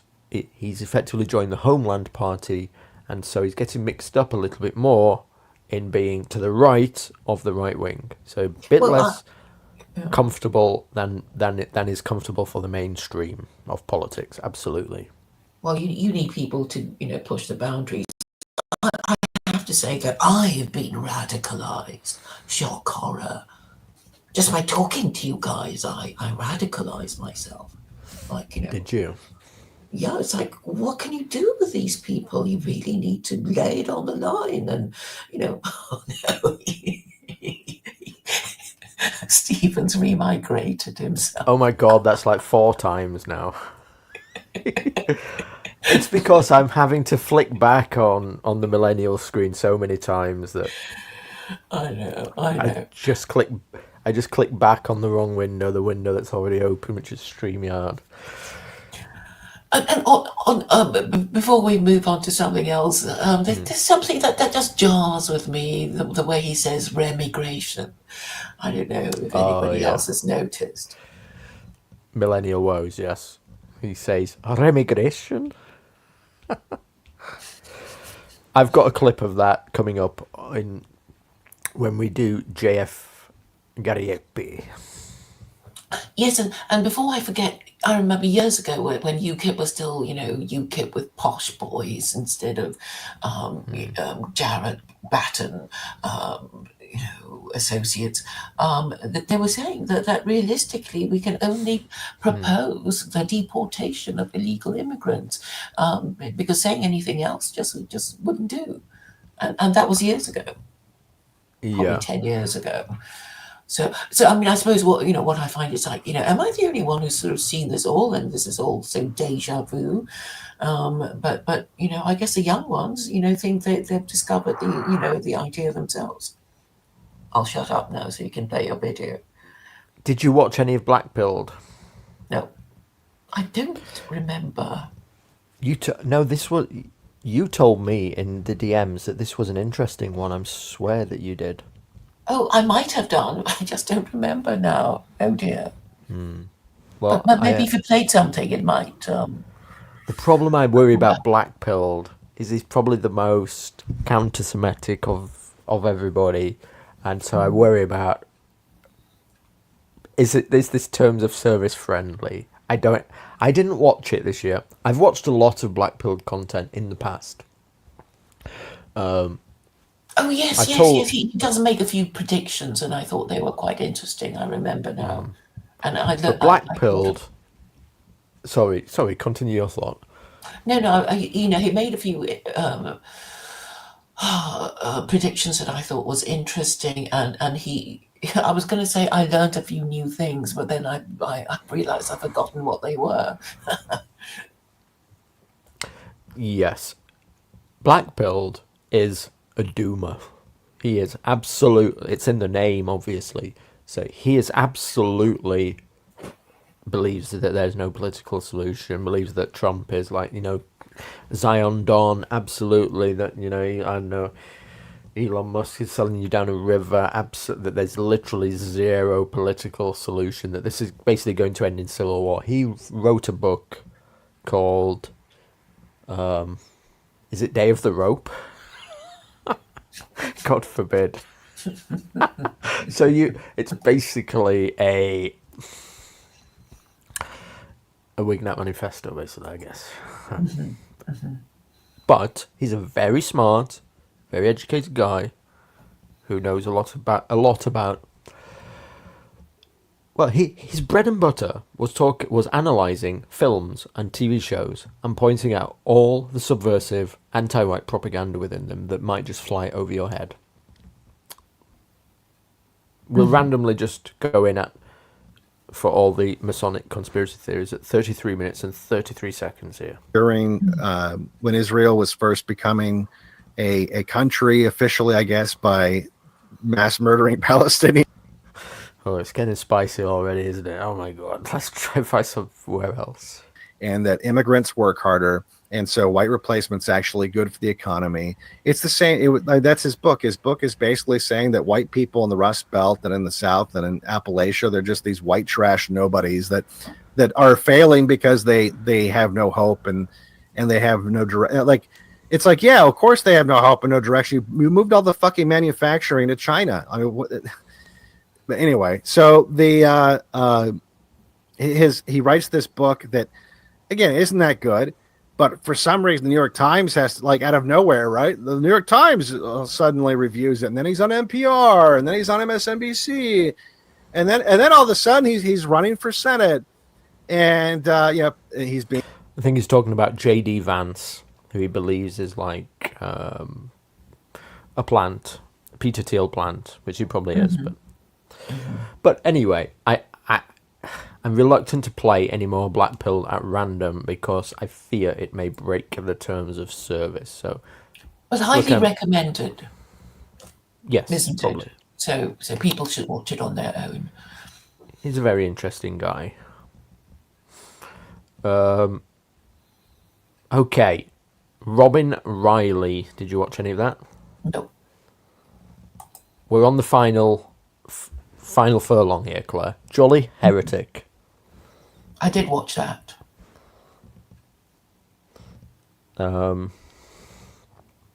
You did. Another one who you have conflict with, right? Yes. If you want to. Yes. I remember thinking to myself, your voice is very croaky. But, he used to complain, like, I don't like listening to Claire's croaky voice. And I think his voice is even croakier. Oh my god, it's that same t-shirt that Woes is wearing. Does he only have 3 t-shirts? What's going on?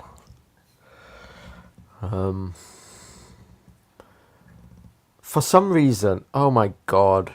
Yeah,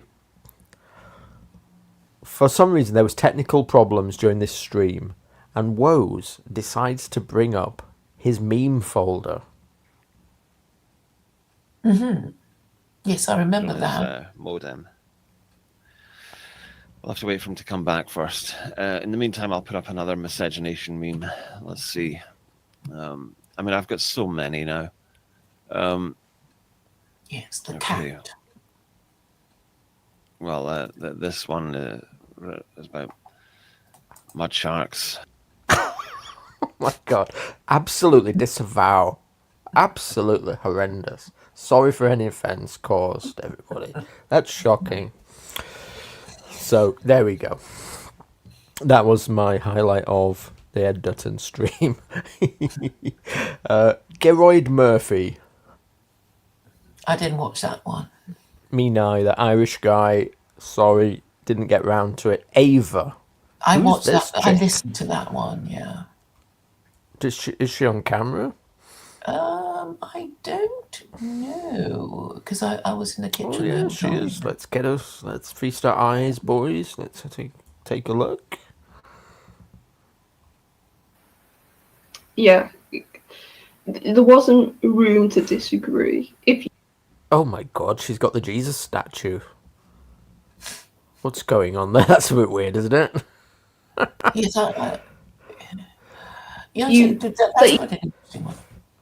because I did sociology as a GCSE, and so because obviously you have like the Marxists, functionalists, feminists, and stuff like that, and I fell more on the functionalist side, and I swear to God, about 90% of the class were Marxists.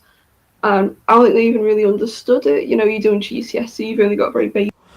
So is this a lady who's become based, I guess, through education? One of the few. Most ladies they get indoctrinated at university. There's a few, 1% maybe. Phase, if you she remember. did? Yeah, she was talking about it. Yeah. Oh my God. 10 years, 10 lesbian because they've seen the very worst of men.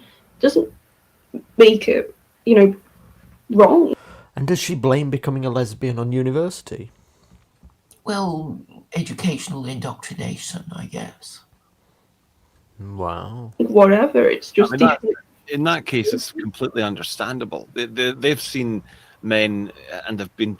Yeah, they're going to see the very worst of men, as you say. So, of course, they're not going to want, in their own private lives, they're not going to want to be with men. It's an understandable phenomenon. They're going to go to the other side, so to speak. I don't know anything about lesbianism, but I do not like this. It may be the case with lesbians that lesbians are just women who hate men. But in terms of homosexuality, I do have a take. I've talked about it with you many times, that I am not convinced that it is something that can just be chosen by people. I famously talk about how I hear KMG, Kevin Michael Grace, making this point all the time. He says, like, that people who are gay, why are they choosing to be gay? Why have they made this choice? They could choose the heterosexual lifestyle, but instead they've chosen to be gay. And I think, well, if you think that, Kevin Michael Grace, then you must think that it's something that you've chosen. You must have gay thoughts, God forbid, and you are choosing the straight ones. And it's just so it's to you, it's like a choice. And you apply it to gay people, and you're like, so why aren't you making the choice that I am? I have gay thoughts, and I choose to the straight ones. I fundamentally I can believe that of Colin. No, of Kevin Michael Grace. Being slightly gay.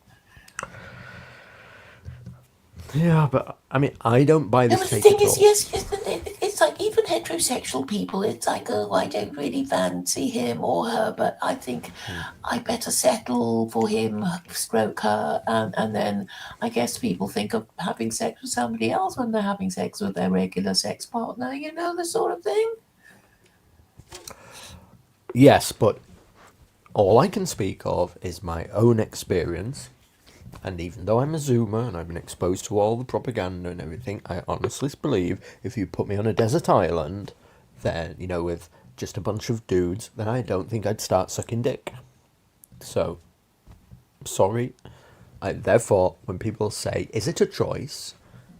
It's a choice. You can choose one thing or choose the other. I don't buy it.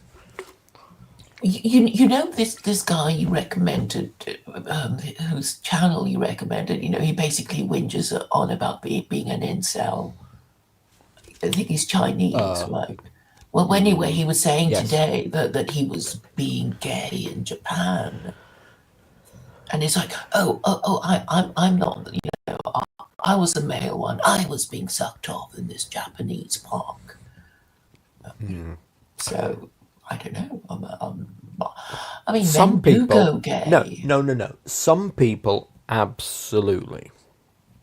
Some people, it is fluid, and these are bisexual people. Basically, I accept that they exist. What I just don't believe is that in general most people are like this, which is what is put around. I hear this all the time. Why are you choosing to be gay? Is Vincent choosing to be gay? No, he's disgusted by women. They repulse him. The idea of seeing a vagina would terrify him. Well, I suppose there's a degree. I mean, a range. That's what I meant to say. A range. Yeah. It's like 5 years living with a woman and they'll go straight again. Who can do it? Yeah. I don't know why they would want to. That's So I mean, God bless her. God bless her. She's seen through. She thinks that she was convinced by university to eat from the furry plate. God bless her. She's realised the error of her ways, but probably she did have the inclinations to start with. That would be my honest assessment. And now she's rationalised the heterosexual lifestyle as, a much more suitable lifestyle towards getting what she wants in life. God bless her. Well, I think she said it was her adolescence. She was using her adolescence to explain her, her attraction for the same sex. Well, we're all confused when we're adolescents, I'm sure. Although I didn't have a gay phase. The Distributist. You're a big fan of The Distributist, aren't you? I didn't watch. No. I didn't watch him. I can't even stand his voice. His cheesy, schmeezy, smarmy voice. The left. Okay, here we go. Let's take a look. I do have a timestamp. If you want to take here. part in the Christmas... I do have a timestamp at 105. They talk about Tinder. So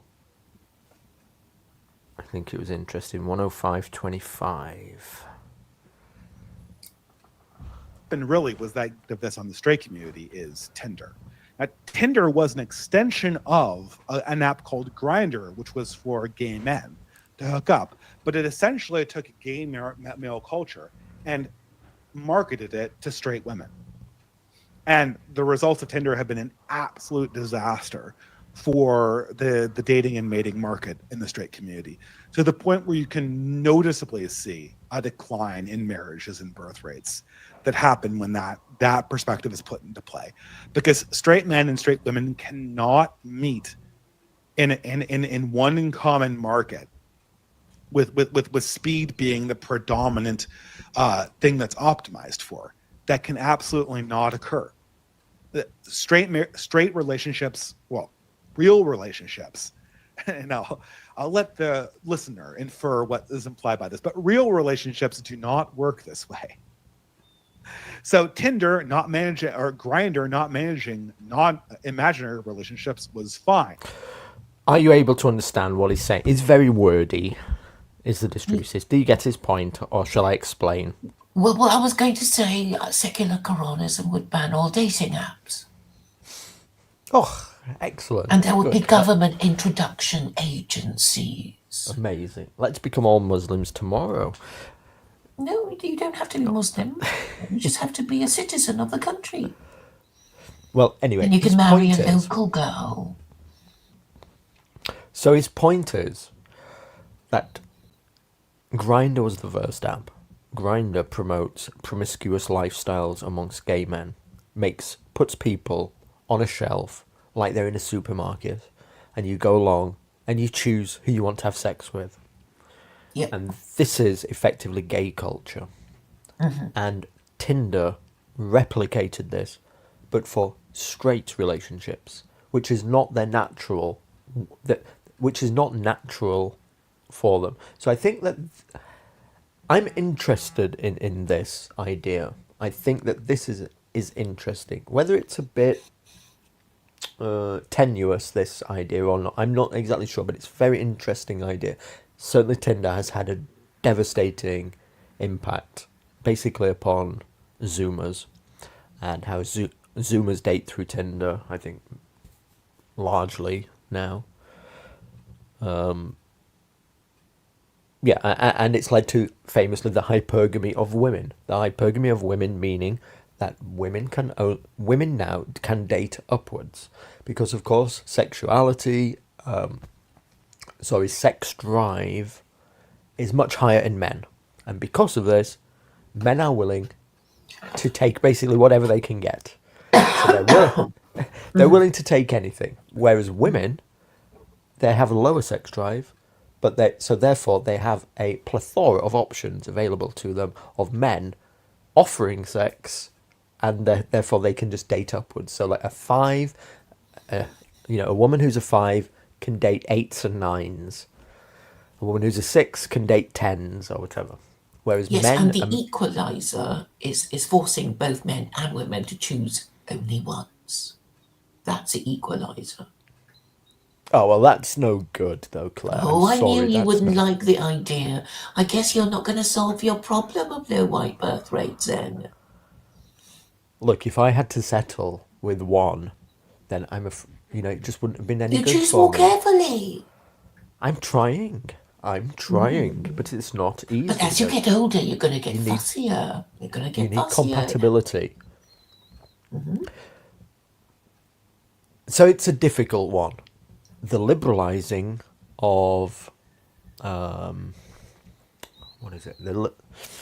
sexual liberation has led to where we are today, where we have low birth rates, we have the hypergamy of women, where women are dating basically 8s and above in men, and 7s and below are struggling to get any action. So there's a sexless class of all men, a sexless class. People need to have more sex, not less. within wedlock, though. You're still not conceding the principle, I can tell in the tone of your voice. So you're not getting it, Mr. Classical Liberal. But I feel like I need more options, not less. Okay, so your solution offers me less options to pick from. Basically, one. No, it's just that everybody has to be careful. Choose carefully, because they know they can only choose once, and if that fails, they'll be regarded as failures with a failed marriage, and that was what our ancestors had to cope with. But they survived, and we were born, right? They didn't have to deal with the intervention of modern of social media and of dating apps. It has been massively disruptive to dating. Absolutely. I know Conop's in chat, I think, is suspicious of this. Where is it here? I saw it. Thinks it's exaggerated.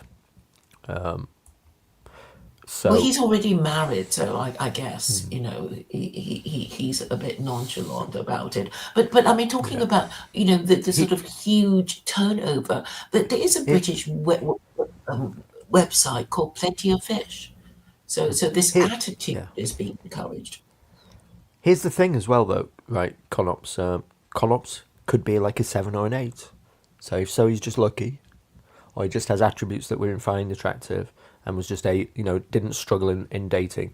It's not a wrong phenomenon that it's definitely like low 7 and 6, 5, 4, 3s, God forbid, 2s and 1s, are struggling to get any kind of access to dating at all. So because women have, any woman in today, their inbox is full of people attempting to date them. So Which is why you have to insist everybody chooses only once, even the rich, attractive young people. You'll be shocked if your woman's on if your girlfriend's on social media. You will be shocked to look at their inbox. Their inbox will constantly have 20 to 30 guys in it. Definitely if they're not known to have a boyfriend already, but even so, I've experienced this firsthand. We'll literally have dozens of guys in there trying to get to meet them. Yes, I know. I had this girlfriend who I think she was on Match.com, and I took a nice picture of her and she put it on, and then she was actually upset when she got over 1,000 replies, and she said they didn't even read my profile, they just liked my picture and they're all unsuitable.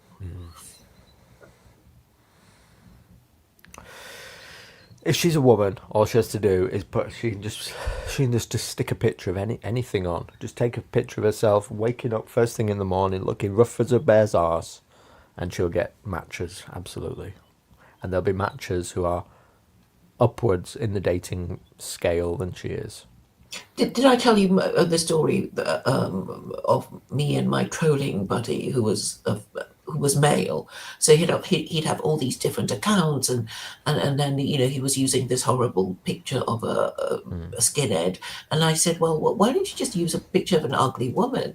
And he said, I just do a skinhead because I don't want people pestering me for sex thinking I'm a woman. And I said, what about a picture of an ugly woman? And he said, it's even worse because when they think you're ugly, they'll think you'll be even more up to it than an attractive one. Yeah. Look, here's a famous case uploaded by a guy in the what is it called? And the guy in the black pill community. Black pill as in dating market, not in politics and race. Famous experiment, Granny Tinder experiment.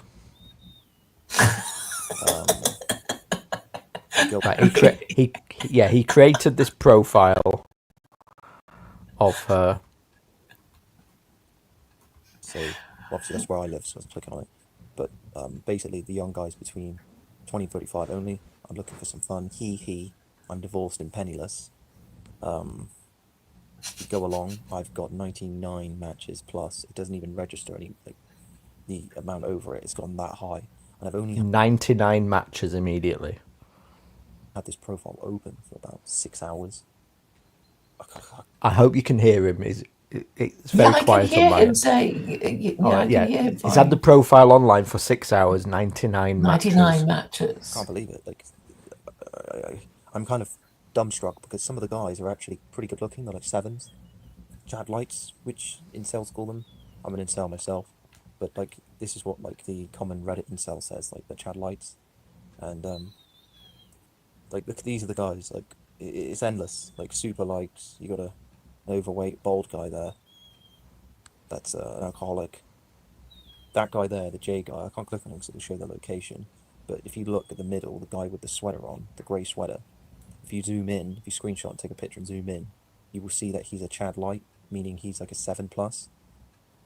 Like, it's crazy. It's crazy. Like, is it that bad that even he has to super like an old hag?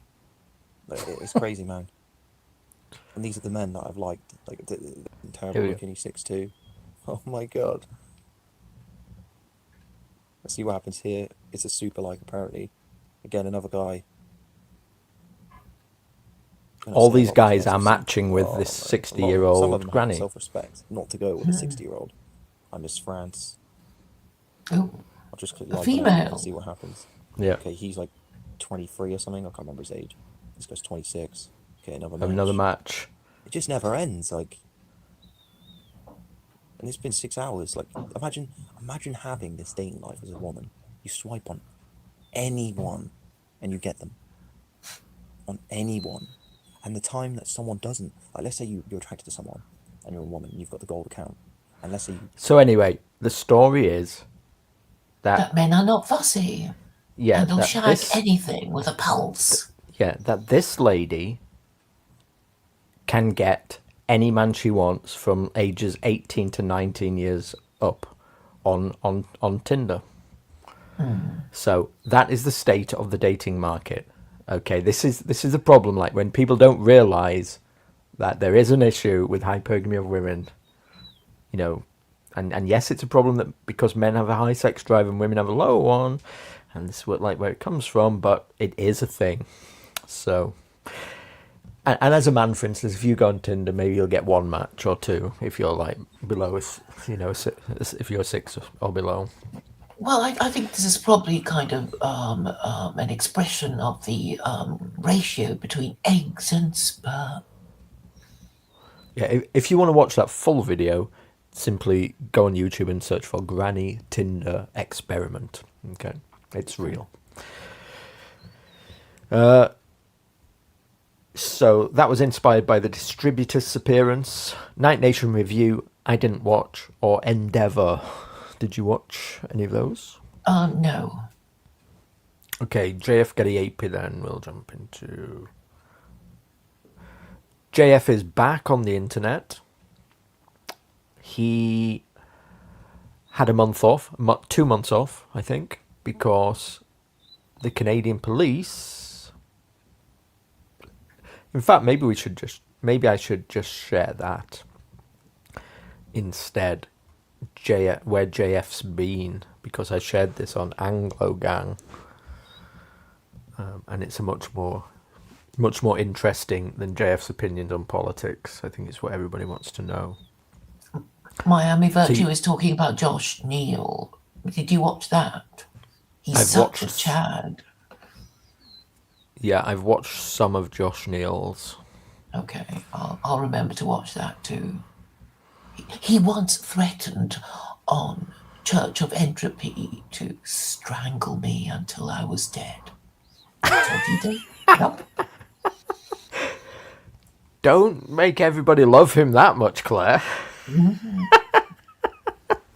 And I think it was because he's such an Anglophobe. I don't think he was saying that because he thought I was Chinese. I think he said that because he thought I was English. Well, now everybody's going to love Josh Neal. Okay, so JF, obviously the question is, where is Mama JF? Mama JF went missing over a year ago. He was accused by many, not by me, but by other people, of murdering her. Somewhere under the patio. Possibly. Well, anyway, he got a new girlfriend. They had two. JF and Mama JF, it came out. It was terrible for him. He got doxxed. Turns out they had 2 children together. She's probably not dead. Well, she might probably be dead now. It's been gone. She's been gone so long. But he probably didn't kill her. She's, from my assessment, is a schizotypical woman. This is the type of person who, although they can present normal-ish and, you know, not be totally incompetent in daily life, they have delusions, and these delusions grow over time. They might start to believe that there's like bugs in their house and that the government's listening to them through their devices, or that you are part of a conspiracy working with the police, and you've been like, you know, and over time they work these things in their mind, and they're very difficult to live with. Well, she went missing, and then JF got a new girlfriend, and eventually the Canadian police came, I think, for him recently, accusing him of holding like this new girlfriend against her will through coercive means or whatever, and were potentially going to take his children away. And that's why he basically fled the Canadian police, and I think has moved to Alberta. Press me as an author. Oh, man, it's unbelievable, just the headache of the shit of seeing my nation turn to shit like this. And I will never forget the face of my mom as I was leaving Quebec for the last time. And I said goodbye to her forever because I know that I won't be able to go back there.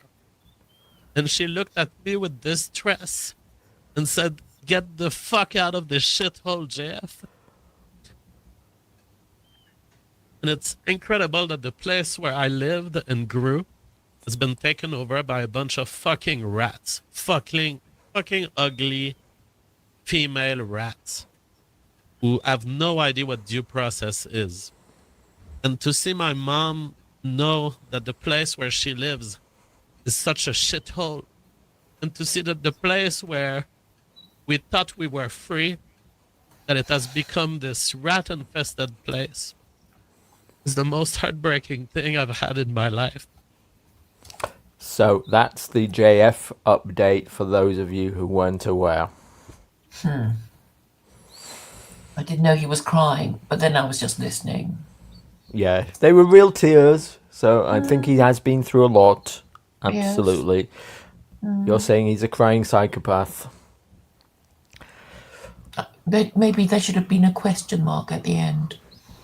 But I mean, he actually calls himself a nihilist anyway. But yes, I understand that people can get upset even though they're psychopaths. Conops isn't buying it. He thinks that he buried her in the woods. I know he does. So, anyway, where are the children? Where are the children? With Are JF they taken and into his care? no, with JF and his new girlfriend, allegedly, he's fled to a province that he calls it like the Bible Belt of Canada. Mm-hmm. I've just presumed it's Alberta because he mentioned it's like the oil producing region of Canada, and I know that that's Alberta. Mm-hmm. In Canada, there's like more right wing places than others. Like Quebec is notably gone liberal, hasn't it? Progressive. Mm-hmm. Well, one of the benefits of a more federalized system, I guess, in that the whole country isn't ruled entirely centrally. So, at 8 minutes, we get to hear Millenniyule say remigration here.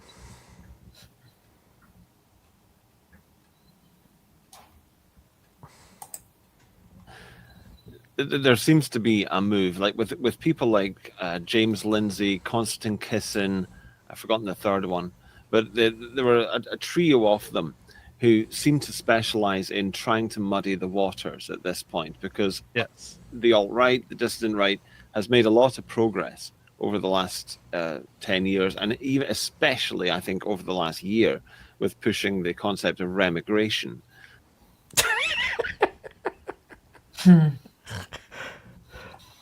It's remigration. Come on. Get with the meme. I understand you're Scottish, but... So anyway, that's the JF update. Yeah, we were talking. Well, was it you I was talking to about this work right thing? It was you. I think so. Mm-hmm. Yeah. James Lindsay and Konstantin Kissin have this claim they call the woke right. Now, I controversially say they have a point. But this is the most unpopular take on the distant right yet. Because also Konstantin Kissin and James Lindsay are, not only are they grifters, but they are also gatekeepers of anybody daring to think racially, daring to think of their own identities as a group. So they will attempt to gatekeep you from going down that road, and they would call you a heinous racist or whatever. And they have a BBC show, right? Is it? Are they on the BBC? Those two? No, not that I know of. They just run their own podcast, I think. It's like a YouTube channel. Mm-hmm.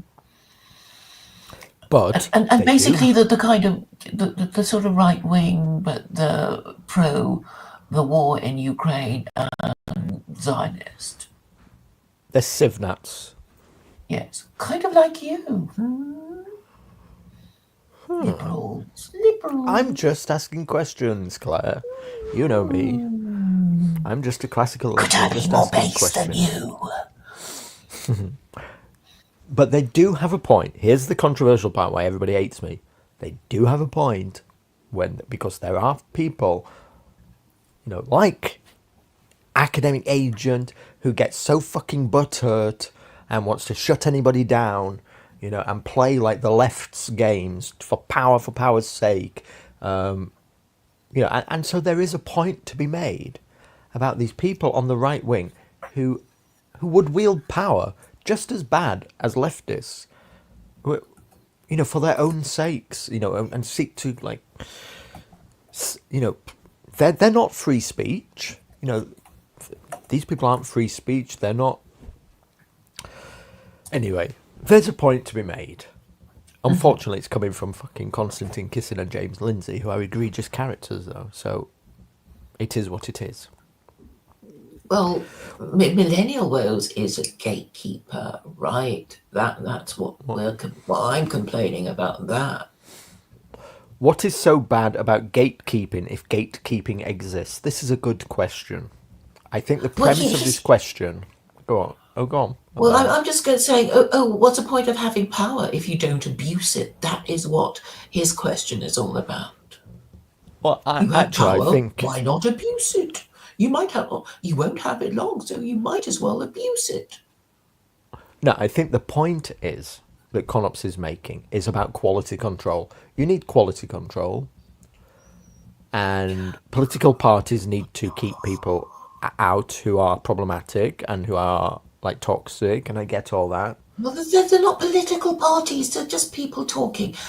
Okay, the whole point. Okay, this is how I operate. I actually introduce people who don't like my ideas to each other in the hope that they'll come up with, better opposition, because I'm very keen to test my ideas to destruction.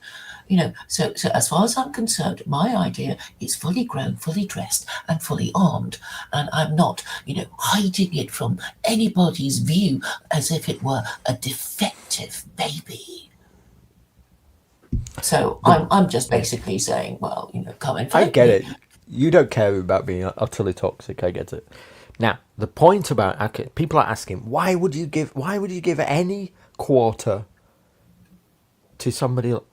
The fact of this idea of the woke right, I'm just saying, look, I'm just autistic, and I'm saying there's a kernel of truth in what they're saying. Yes, they're extremely egregious characters. They are saying to people, stay on the Civnat plantation, don't you dare, start noticing other races, and so they're egregious. I get it. But there's some truth to what they're saying. Their criticisms of people like fucking academic agent who gatekeep the right wing in their own right and are anti free speech. They've prevented other people from coming through onto the right wing themselves. That there's this class of person on the right wing who is also detrimental to our cause, because they literally are like left wingers in sheep. They're left wingers in right wingers clothing. Literally, academic agent is basically just an authoritarian, probably like a communist at heart who thinks he's a fascist. Or it's just a commercial enterprise, right? So if you're just selling stuff, you don't want, competitors with better stuff. So you're going to stamp on them and, make sure they don't open a shop near you. That's what it is. There are a lot of communists on the right wing who don't realise that they are communists. They just don't realise it. They're authoritarian, they want power, they would effectively seek to really cripple the economy because they absolutely believe that capitalism is so egregious that it is 100% tied to globalism, that you can't have capitalism without globalism. Like academic agent's idea of Trumpton, his ideal society, was basically you living in North Korea or going back or living in some kind of Amish community. So these people are fundamentally like real communists who either don't believe they are, or they are wearing the skin suit of a right winger. So there is. All I'm saying is that's why we need codified principles, because otherwise anybody can say that whatever the white nationalists would actually, want more migrants in, because that is why you need an official moral system that you pretend not to understand. It's like, well, if you're a nationalist, then you must support A, B, and C. And if you're an Islamophobe, you must support C, D, and E, something like that. Otherwise, our cherished political affiliation would be hijacked by unscrupulous people like AA. Or, even Millennial Woes, who's saying, trannies are something to do with nationalism. Which is basically what he's saying, isn't he? Because he platforms them. Look, to be absolutely fair, I think what he would say is, why make a fuss about this problem if they want to help us? They're just complaining about Muslims. They're barely a problem, and the good ones want to help us. It's the principle of the thing, and nobody cares about that because, I might have a dodgy Wi-Fi that's signal. why you're all trouble, and you like I explained to you so many times a problem, and you just don't get it. It's like we'll just muddle along and keep making up the rules as we go along and make the do's when things go wrong, and that will do us. That's how we roll. That's a white way. Hey Claire, you have to play this game now, okay? You know the rules of fuck, marry, kill, right? You have to choose, okay? You have 3 people here. You can marry one, you can fuck one, and you have to kill the other. Who would you marry? Millennial Woes, Academic Agent, or OV? OV. You would marry OV? No, I'm just sort of just shuddering at the thought of OV. Well, certainly not. He really does creep me up. So you'd marry Millennial Woes? Well, I think that would be a triumph on my bit. Then I don't know, appear. It all comes out now. All the stalking all now makes sense. And then She's been looking for a husband. And then I'll be waving, copies of secular Koranism in the background while he's talking to you all. Okay, who are you going to have sex with? Oh, please. It'll be just too awful to imagine for so many people. It's OV, isn't it? That means you're going to kill Academic Agent. God forbid. It's just a game, YouTube. This is just a game we're playing. We've figured it out. That's the order. Okay, we've figured it out. I had a terrible choice. This was years ago. It's like, Duvid or Luke Ford? Which one? Yeah. I realize this is very like a very small number of people are going to know who this is. This is really deep lore. He is a alcoholic Wiganat, OV. You'd probably call him white trash, God forbid. God bless him.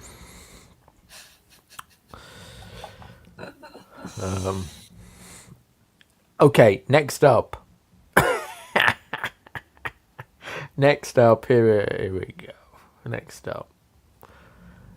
We're only going to put this guy on to laugh at him, because I can't stand him. Sorry. It's Semiogogue, academic agent, the biggest dick sucker, dick rider of academic agent, literally on this earth. He literally exists just to fillet academic agent and then say, please sir, can you give me more? Can I let your balls off? And that is all he does. And I have that opinion, and I'm justified to that opinion, because Semiogogue once told academic agent to sue me for making fun of him, for making jokes at him on the internet. So get fucked, Semiogogue. Sorry, sorry, that was my rant, and that's the only thing we have to say about him. I don't think that room he's photographed in is a very warm room. Do you think? Maybe he has problems paying his fuel bills, maybe. I mean, look at him. Maybe. A scarf and a jacket indoors? Yeah. Anyway. And a woolly hat. Sorry.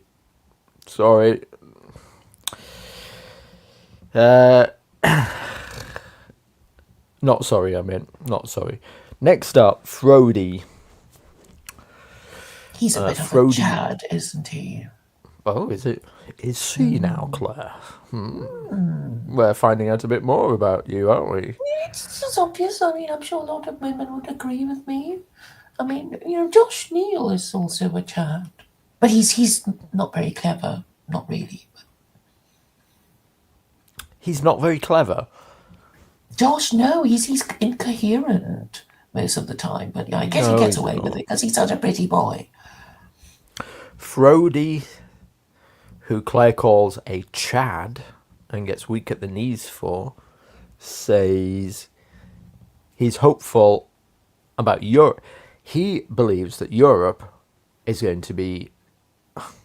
that Europe basically has more nationalistic tendencies than America for intrinsic reasons. Let's tune in.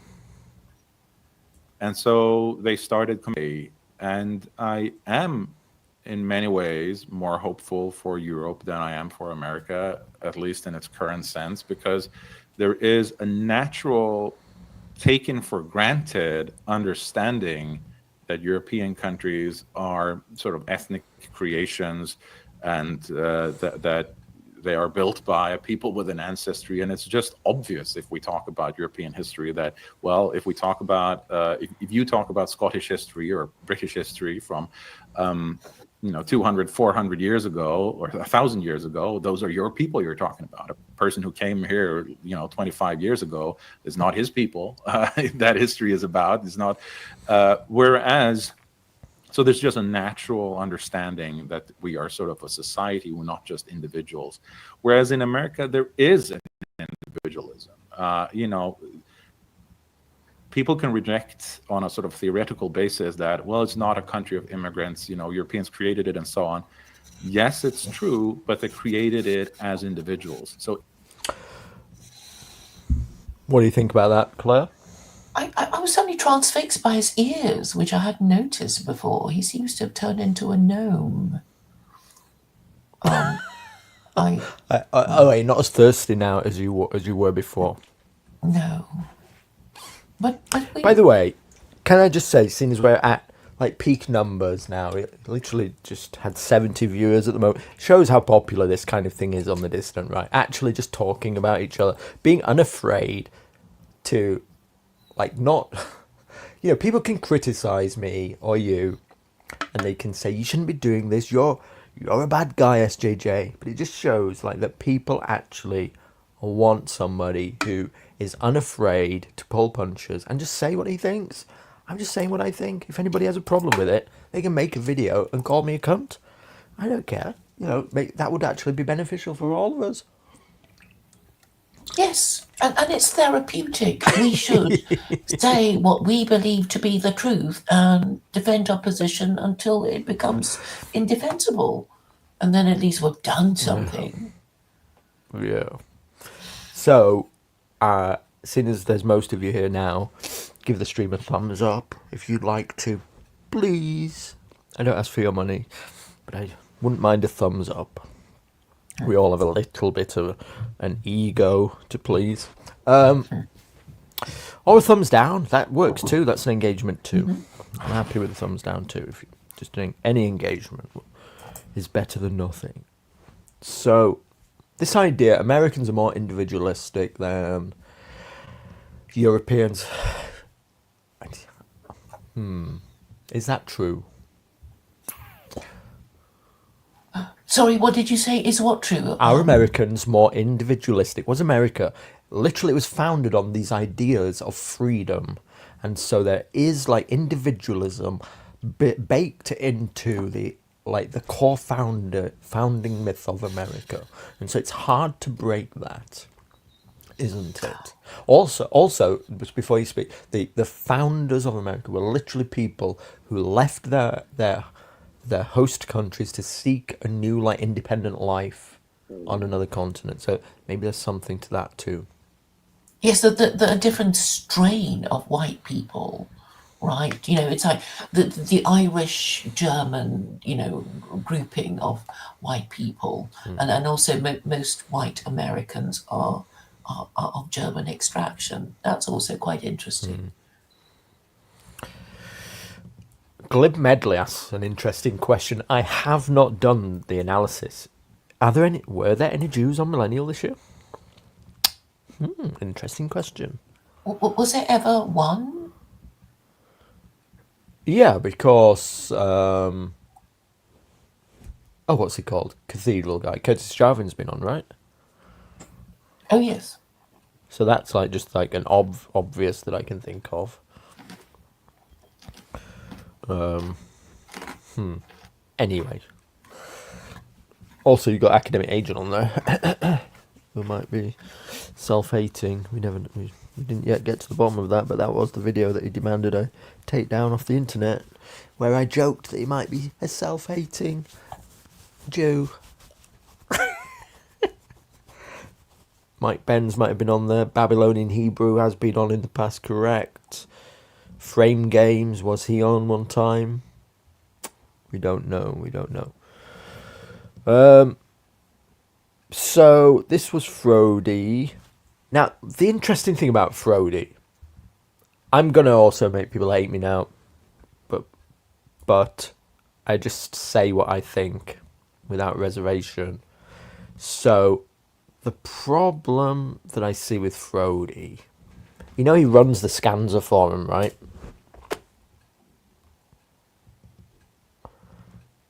Are you there? Oh, yeah.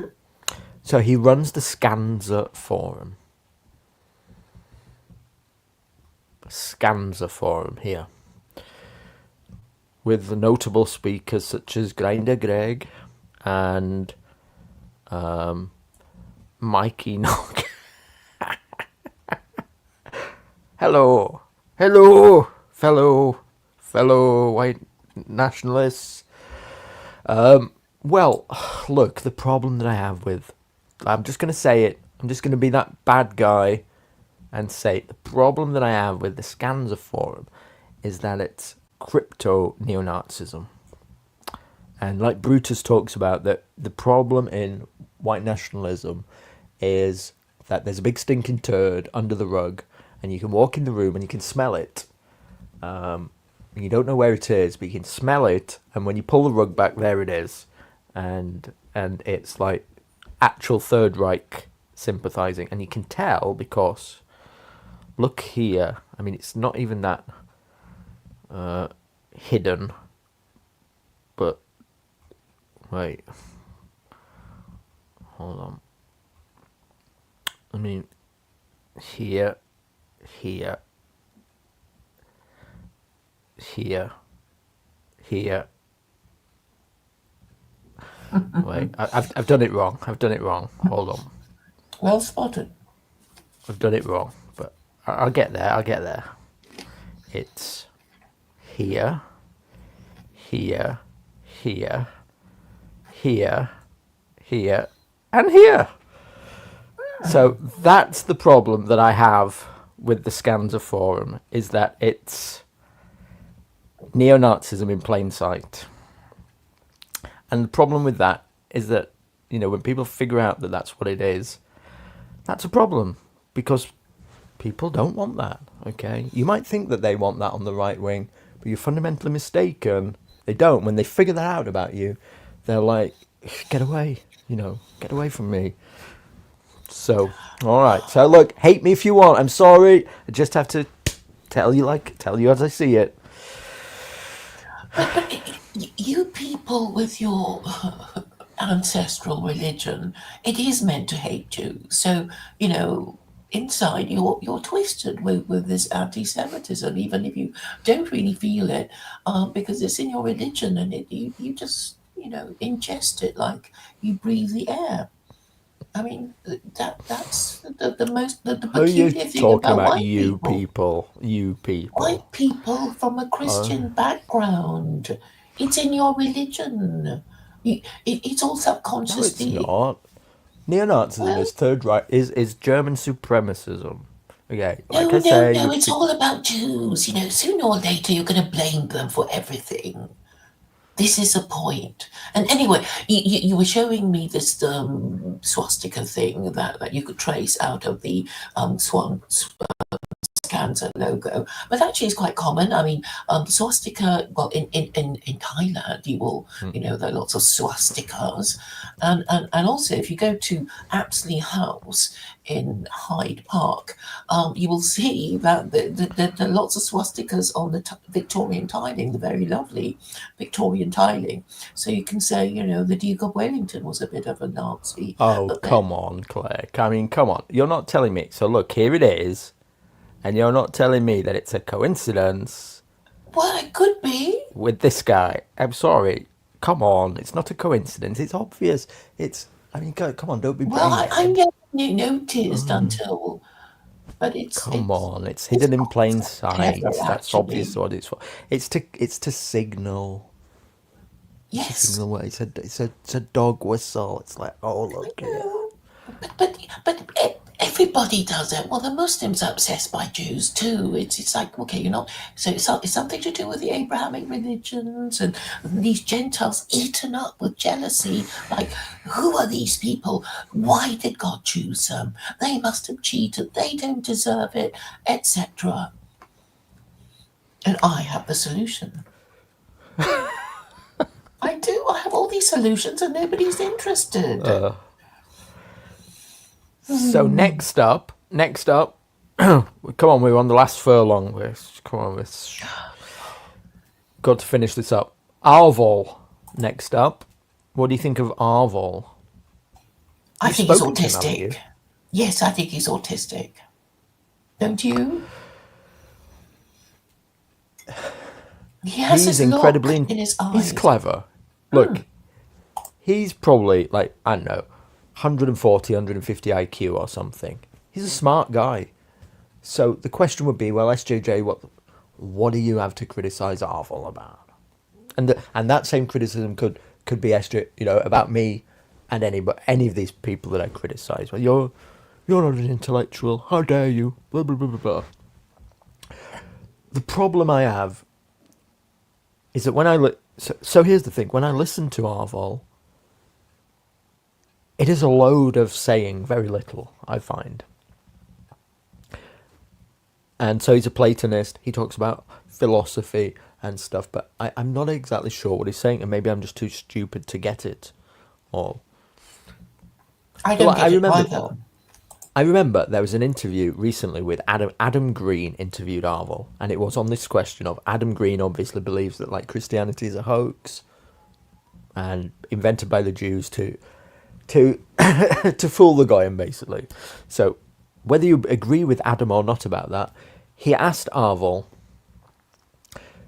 Do you believe that in the Bible, when they talk about all the magic and stuff that was going on, all of that was actually happening, or is it an allegory? And in order to answer this question, Aarvoll gave a 5-minute answer about forms and whether we can understand forms and all this kind of shit. And Adam was banging his brain on the table. Just tell me whether you think it happened or not. Is it real, or is it just like an allegory or not? What's going on? And he's too intelligent to be able to speak plainly. This is my criticism of Aarvoll, that's all. But he's doing his thing in America. He's bought his appearance on Millenniyule was to explain that they bought a plot of land in the Ozarks and they're attracting communities of people, something like there's going to be 100 white people who are going to go and live on this 150 acres lot of land. And I joked with you that I don't know if he's a modern day David Koresh or something, because he's starting a new cult. But at least he came on the show to talk about something that he's doing, and it was different, etc. So my timestamp is where Millennial Woes has to talk about how it's bad to fall out with anybody. His bread and butter.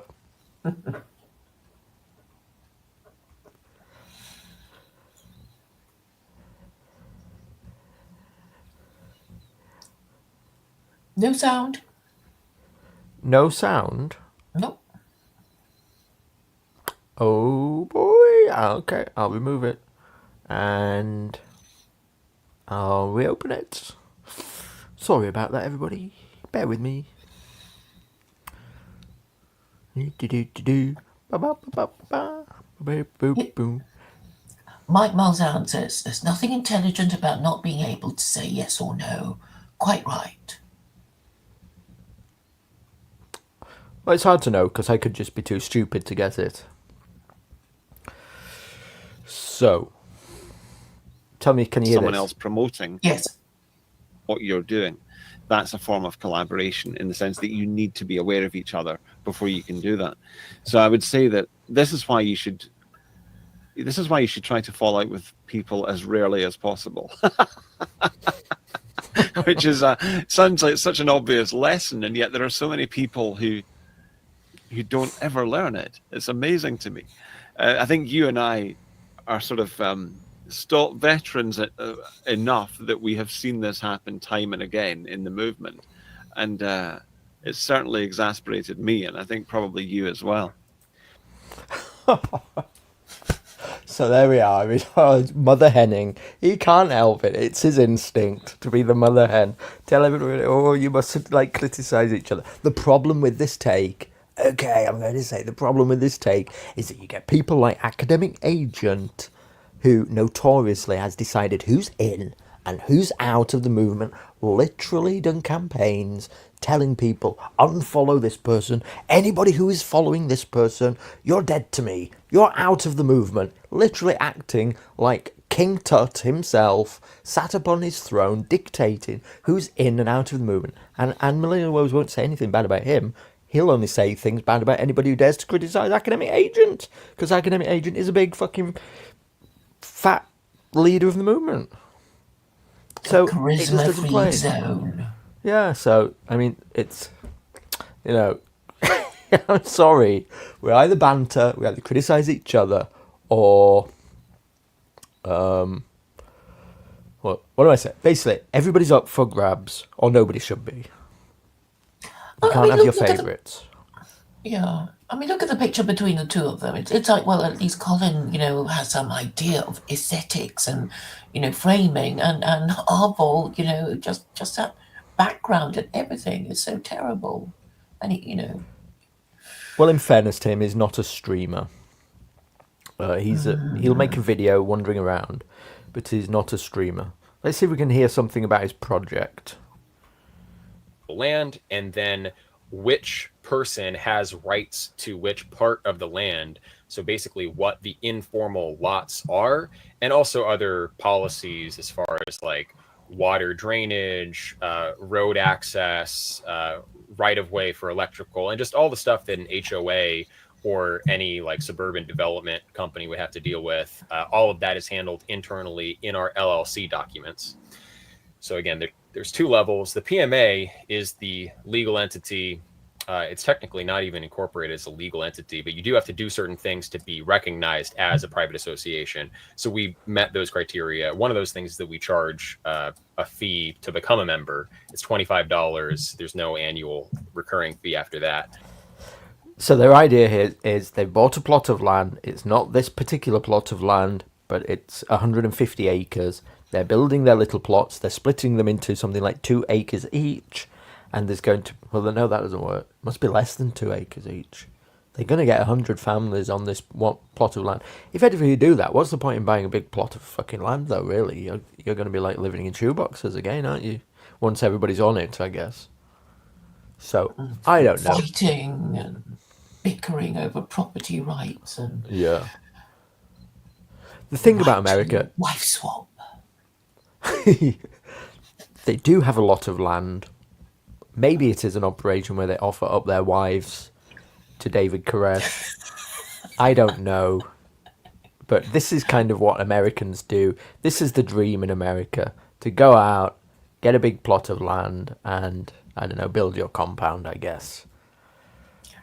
I think there's someone in the chat questioning your history, your knowledge of mass killers. So it's Jim Jones and David Koresh. I think you may be mixing up the two. Wait, no, I thought David Koresh was the Waco guy who started a commune. Am I wrong? Believed he was Jesus. It's Jim Jones. Waco. Waco, David Koresh. Oh, right. Okay, so I was thinking Kool-Aid is Jim Jones in Guatemala. Right. Yeah. So look, I don't want Aarvoll to get Waco'd. I like Aarvoll. He seems to do the right thing. So I'm sorry. This is just banter, But that's the vibe I get when I hear about people, all white people getting together on a plot of land and like fighting the government, basically.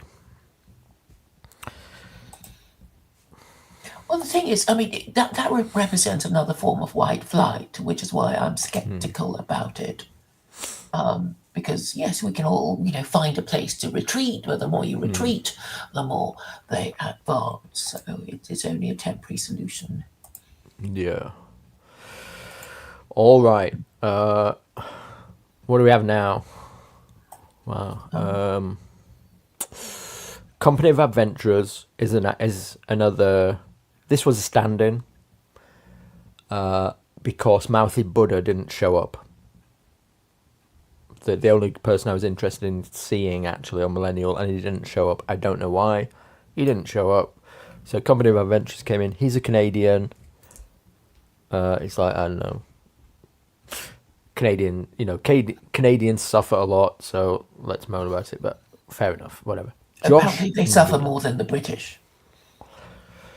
I think so. Look. Yeah, because they have fewer rights. It's becoming India. Josh Neal, who I do think is a big brain. You seem to think he's not. He's a good-looking guy. He's written a book. He was a psychologist. He was American doing his terrorist PhD or something. Yeah, something like that. Yeah, I remember. I always seem to think it's called American Psycho, but of course it's not that. He got doxxed. American Extremist, I think. That's the one. He got doxxed, basically through hanging around with Richard Spencer. If you do that, you're going to get high profile. You get doxxed. It turns out he was teaching at a New York university under his real name, Josh Neal, and somehow had evaded detection and was very easy to dox in the end. I don't condone it. They talk about the competency crisis a little bit here. That's what because I didn't watch much of it. I thought that would be the little clip we could play, because they have some good points about Zoomers. I accept the criticism. I sound like an old man, like, oh, you kids and your internet, but it doesn't foster like really deep individualistic kind of thinking. Individualistic is a slur a little bit for us, but I mean it in the sense of, you know, who you are as your own person with your own experience and your own voice to communicate. So if you're a younger person today, I think it's just, I used to be a teacher. I used to grade papers, I saw every year like how much worse. This was pre like Grok, pre AI, peak Chat GPT. I can only imagine how much worse it is now. But even 5 or 10 years ago, the quality of writing for just like freshman level college course was just atrocious, even for people from a middle class or higher social background. I mean, I was never in an Ivy League setting. I was never at like one of the top colleges, but I was never at like really, really bad colleges. And just regardless where they were, what part of New York I was teaching or what demographic I was teaching, it was like pretty uniform that the type of writing was bad. The prose wasn't really there. People were they were conditioned to. All right, I managed to use the bathroom during that clip, so sorry it went on a little bit. But they're basically talking about how Zoomers, there's like a competency crisis, absolutely. The prevalence of technology is making us almost stupid, I think. Yes, he's not learning English grammar. Yeah, it's a problem. I mean, we started to see it. My history teacher was complaining, and I'm no spring chicken. Who was that generation? Generation is probably old millennials who were that generation of people who were using, the phones before you had a full keyboard on them, and so people were like typing. You had to shorten every word. Because every key press, you had like 3 letters per key on your phone. Yeah, so 3 letters. Yeah. Mm-hmm. So this created like a generation of people who were like writing in shorthand. In text. Yes, and would shorten all the words, and it would make sense, and it would annoy their elders. But the point is, you need to be able to write well to take notes, right? If you want to go to university. There was a time when I thought, I may take notes, but I can't read them back very well, kind of thing. And then you had the recording machine, which got around the problem temporarily, but You know who is guilty of this?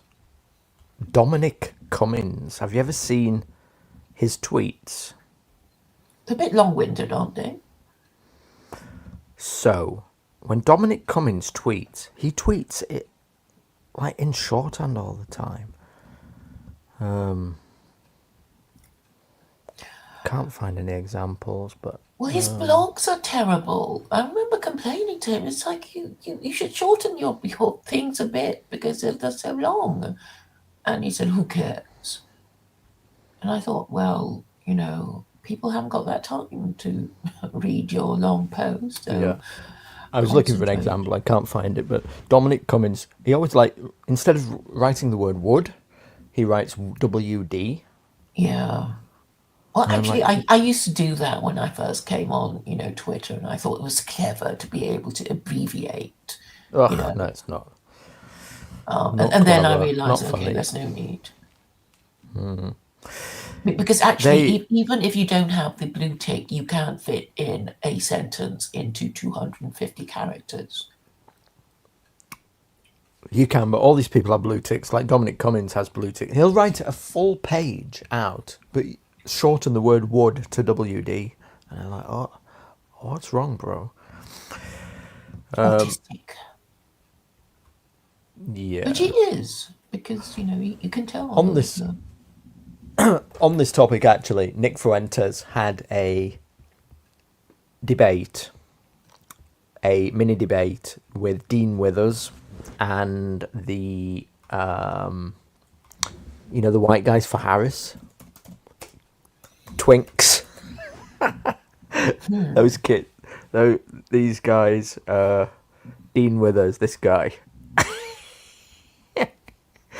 They had a debate. Hold on. I shouldn't probably share that until I can just check that it's. You have to be careful sharing Twitter when you're scrolling down, especially when you're searching like these guys. There can be pornography on Twitter, but basically, let me find them. You know the ones I'm meaning. There's like the 4 of them, and they are white guys for Harris. I think we did go through it in one of our previous streams. Yes. These guys. Well, these are like the new kids on the block. These are like the new debate bros. And Nick Fuentes he was on Adrian Dittman's Space yesterday, and he was arguing with Dean Withers, and he said to him, you chat GPT kids, all you're doing, you're not even listening to my answers. All you're doing is like putting into chat GPT, ready for the next argument to make. And this is becoming a problem. This is part of the competency crisis. So you've got kids like this now who are like, I'm a debate bro. I know everything about politics. I know everything. And all they're doing is they're sat there with chat GPT and repeating like the debate arguments that chat GPT is feeding them live in real time. So. Yeah.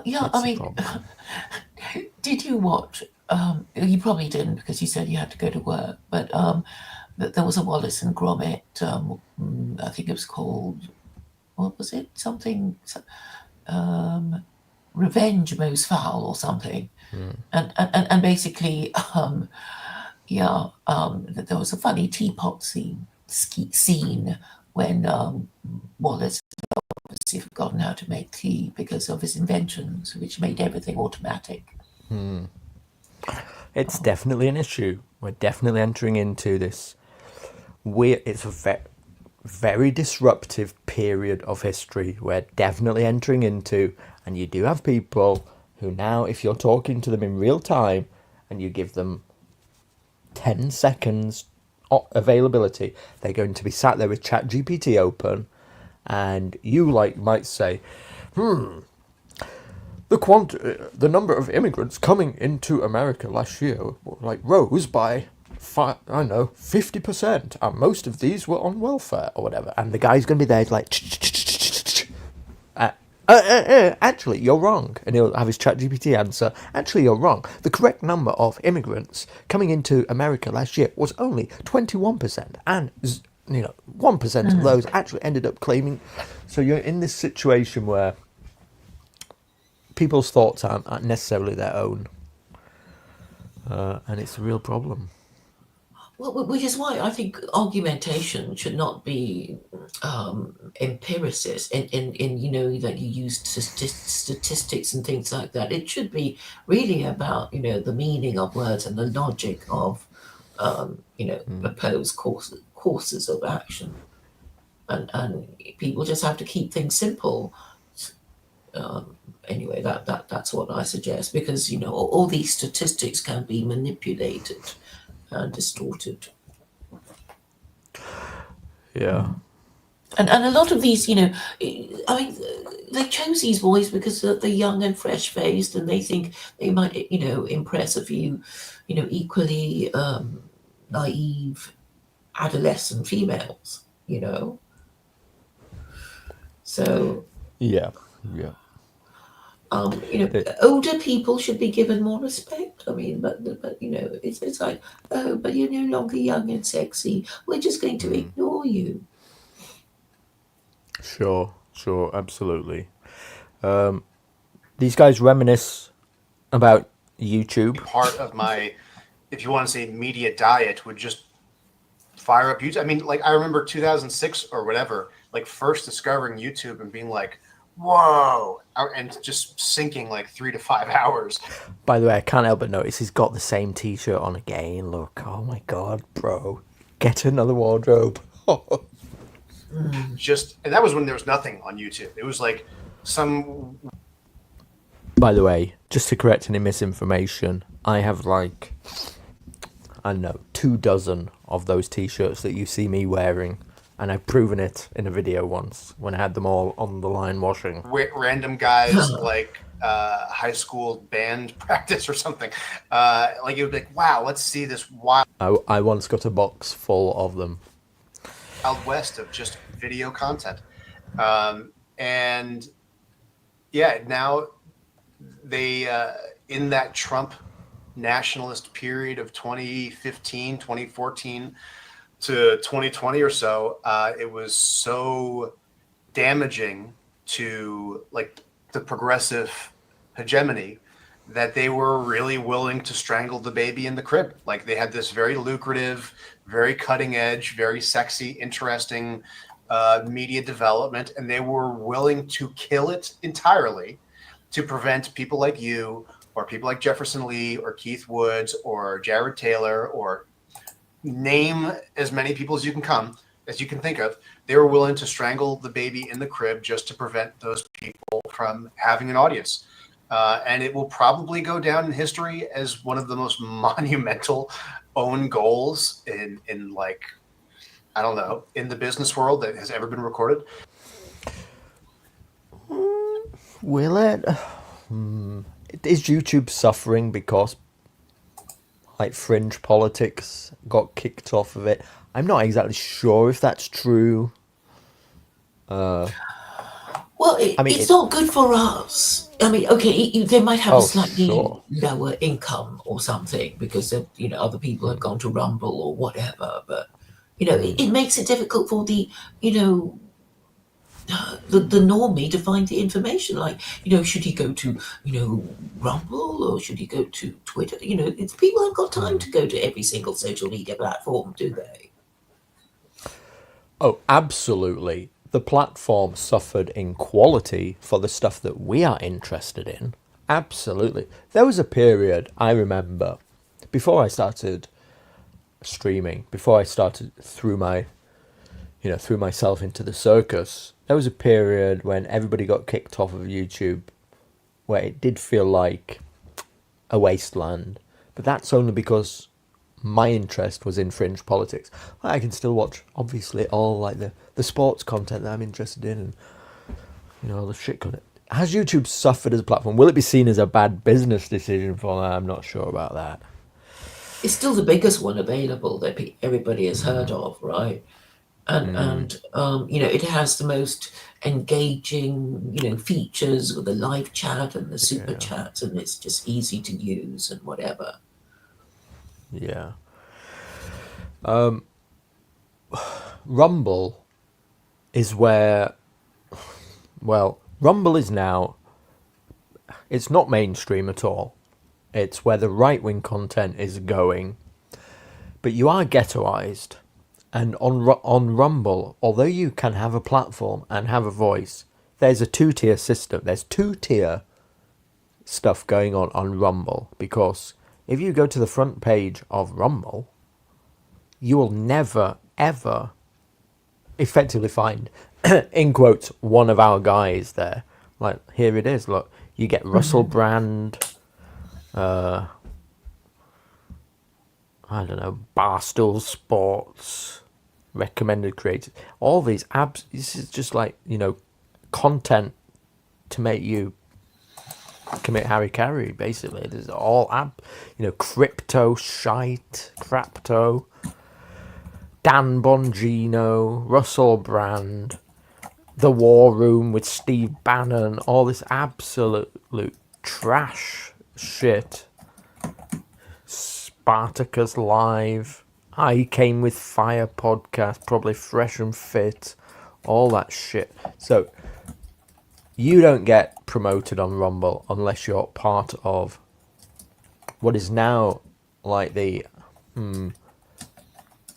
it's like the alternative media mainstream. if that even makes any sense. That sounds like an oxymoron, but there's become a mainstream alternative media that grifts its very existence and nature as being alternative, but is not alternative at all. Mm-hmm. The thing is, it doesn't look good. I mean, you don't feel like commenting on people's Rumble videos. I mean, for some reason, Odyssey is just sort of more comment-friendly than Rumble, just by its appearance and layout. Would you agree? It's... Yeah, probably. I don't even sign in. I've got an account and I don't even sign in. I created one, didn't I, like a couple of months ago. I said, go and join this in case I get kicked off YouTube. But to me, it feels like where you go to die. Content goes to die like Odyssey. Mm-hmm. Sorry, it's just how it feels. Yeah. I mean, tried watching a millennial live on Rumble. The chat was dead.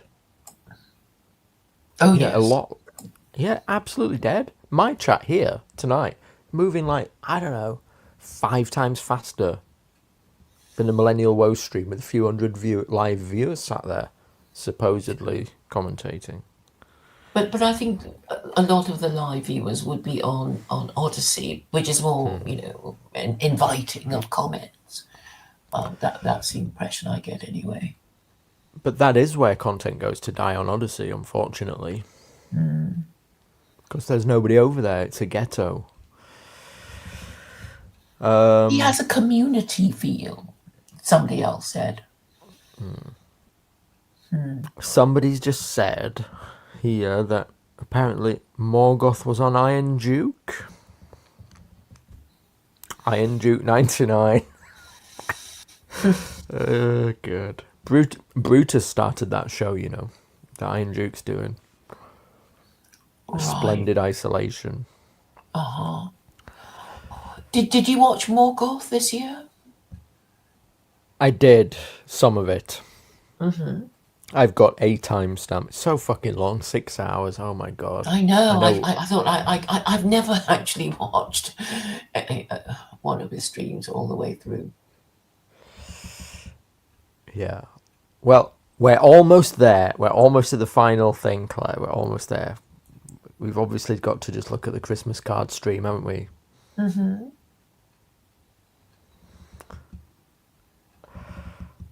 Oh, I feel bad, but maybe I should show Wyvern the Terribles video. Oh my god, though. Like, if the Woodlander watches this, he'll be like, oh my god, SJJ, I didn't realise you were such a fucking hater. But,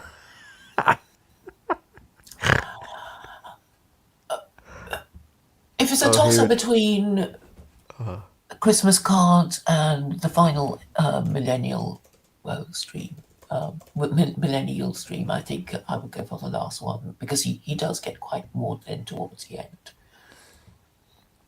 end. Yeah. 1 second. So. 1 second. I'm just trying to find the video for you. Okay. Look, I am that guy. I'm willing to go there. So look, let's just quickly look at Wyvern the Terribles review of Millennial's Christmas card stream. I'm a bad Christmas boy. card stream. Now is the last chance for your card to arrive in time. Don't delay. They're just so funny and cute, adorable. Oh, and there's a tenner inside. Thank you very much. And there's a £20 note there. Thank you very much. God. Oh, thank you. There's some money in there. Oh, it's a fox. That's lovely. There's a donation there. Thank you very much. Oh, wow. Oh, wow. What's this?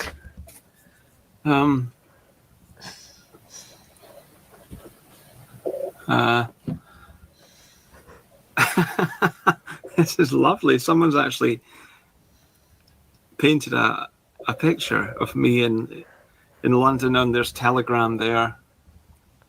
Oh my gosh. How adorable.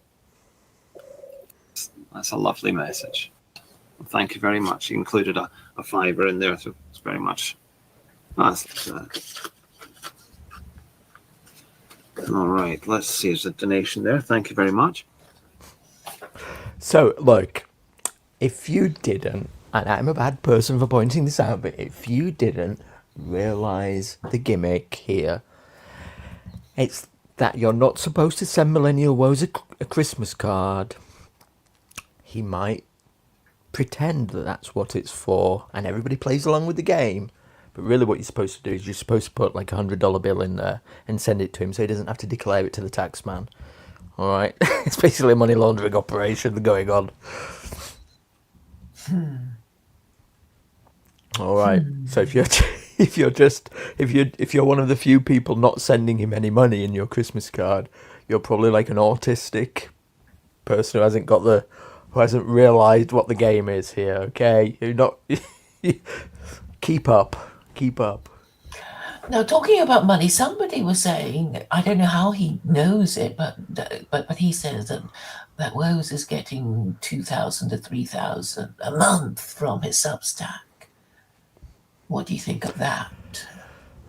I think that's possible. Sure, yeah. And then somebody said, "Oh, but there are hardly any comments."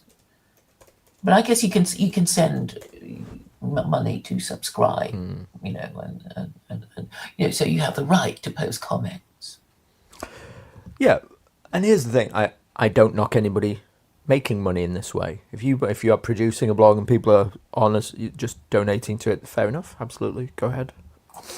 You can find out how many paid subscribers somebody has roughly, because it puts them in a few brackets. If you look here, I think about, where is it? It was Wild Bill who said that. The Wild Bill. All right, here.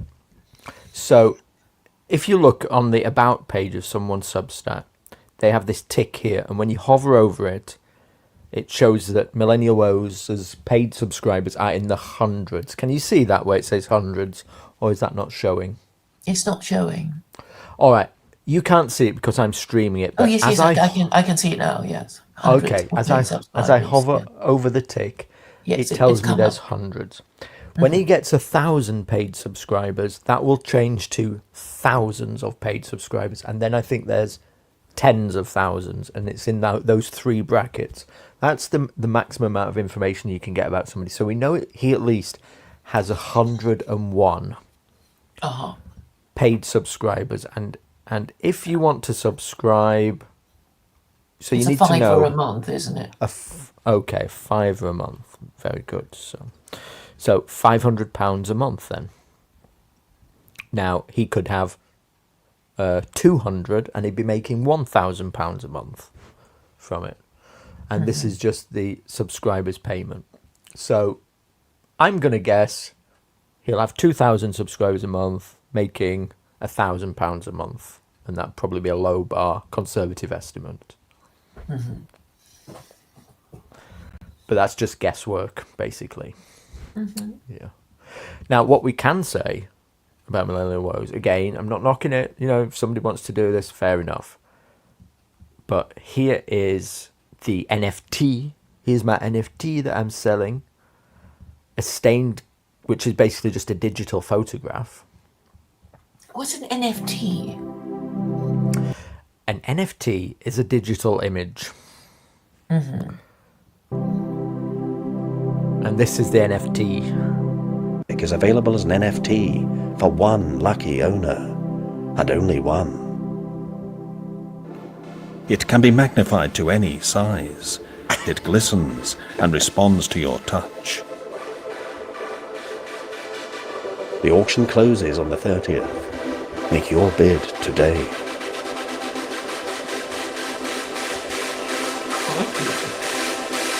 Now, why anybody would want to buy a digital image, I don't know.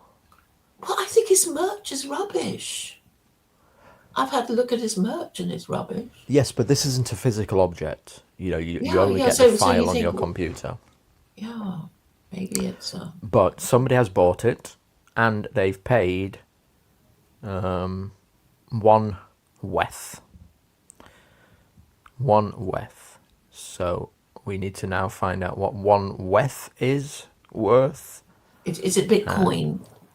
It's a crypto, and apparently 1 weth is worth £2,892, which would be about $3,400.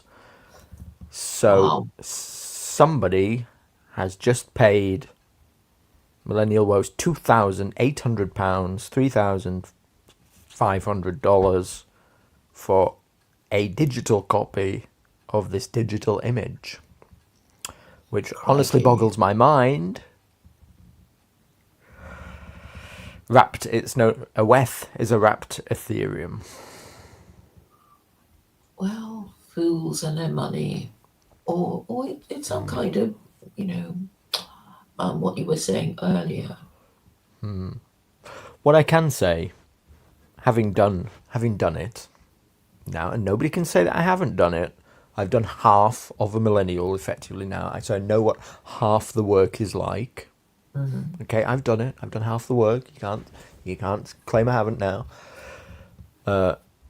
If I was able to make just that amount of money, £2,800 from it, it wouldn't feel like hard work to me. Absolutely fucking not. I'd be absolutely brimming. I'd be busting out the gates to get it done every single fucking year. I'd be like, oh my God, let's go, bro.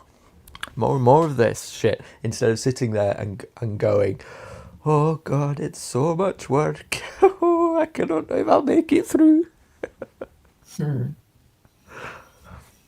Well, I suppose the pie is only so big, and that's why you get people like AA and Woes elbowing people out of the way and stamping on their fingers if they should choose to. I don't know if we can blame Millennial Woes for stamping on anybody. That's AA's tactic, absolutely. But Millennial Woes is the mother hen, the gatekeeper, the risk-averse character, the he won't have you around if you're a problematic character. Exactly. He won't take the risk of discussing anything that might upset his viewers and subscribers. True, absolutely. But that is not the purpose of political activism. It's the purpose of, sanitization and nursemaiding. Yes. Can you hear me? Because I just pulled my microphone out. Now you have the opportunity to buy a unique poster containing a screenshot of every... What on earth is that? A poster? It's a poster. What? Yeah, it's a poster of every millennial that's ever happened. A screen cap from every millennial. Single millennial stream ever. The entire smorgasbord, the full gamut, the whole shebang, all in one incredible display, commemorating the first decade of this festival.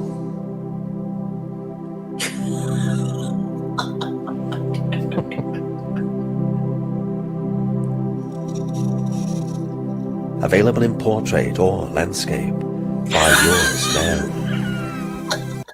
What's so funny? Available in portrait or landscape. I mean, like it was a work of art, and it's just I don't know. This is so.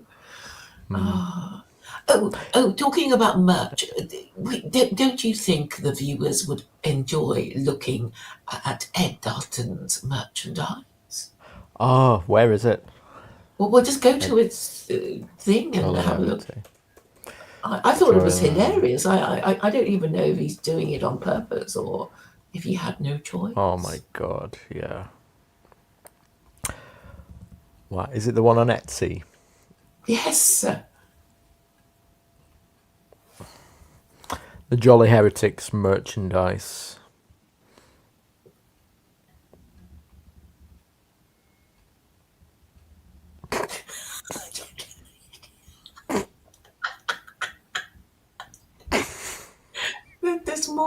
There's more. Hold on. all it's like wrong. he's so ugly too, and ugly and scary, and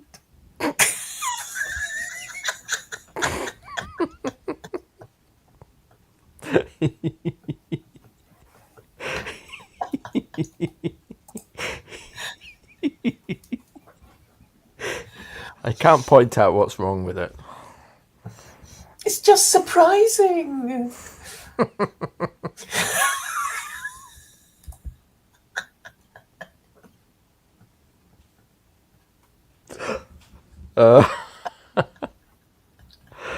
Well, I don't know. I don't think he's chosen. I think these are stock models, but I don't know if he got to choose. Surely he could. Maybe it's auto-generated, and we'll have to give him the benefit of the doubt.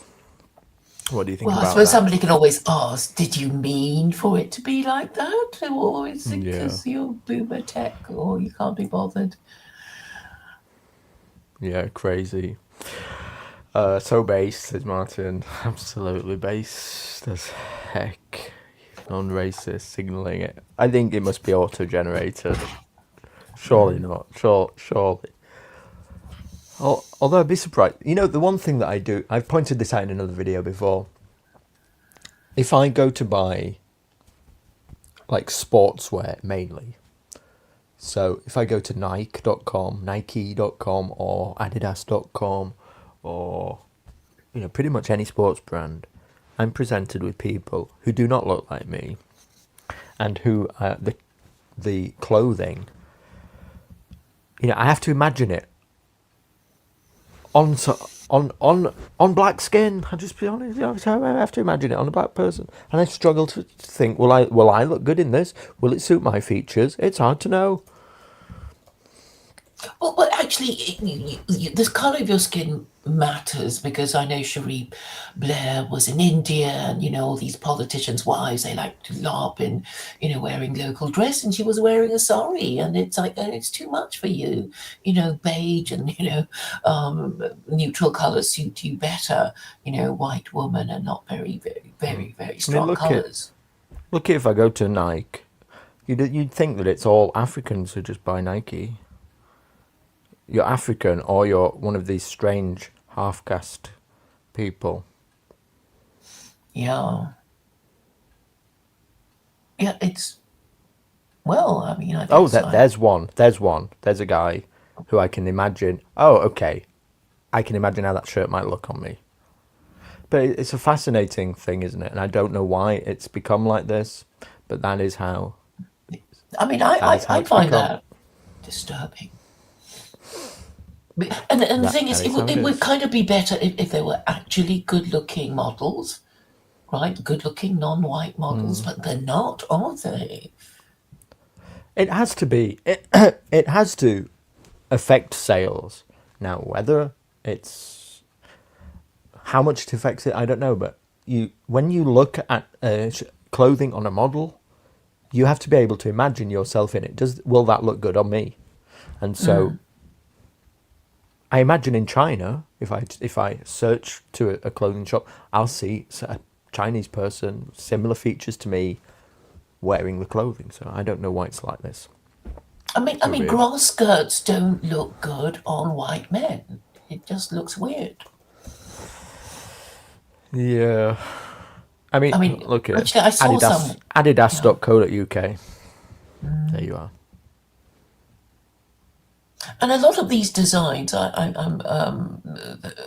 saw a Versace shop in one of the Westfields in London, and it's like the very African colours. It's sort of like it's made for Africans with African tastes. Very strange. Yeah. All right, we have to plow through. We're nearly ending up as long as the Morgoth stream here. We've spent way too much time on this. Martin Sellner is an Austrian or a German. I always keep forgetting what he is. They talked about Elon Musk, who we've not brought up yet, I think, in this... Oh, we did bring it up. Brundlefly asked. All the right-wing fads that have infiltrated the party, and we know this, we know just for one region of the AfD, a smaller one, I think there are 60 confirmed federal agents in the party, or like paid people there. So if you just scale it up, at least 900, I would say 1,500 people in the AfD probably are feds.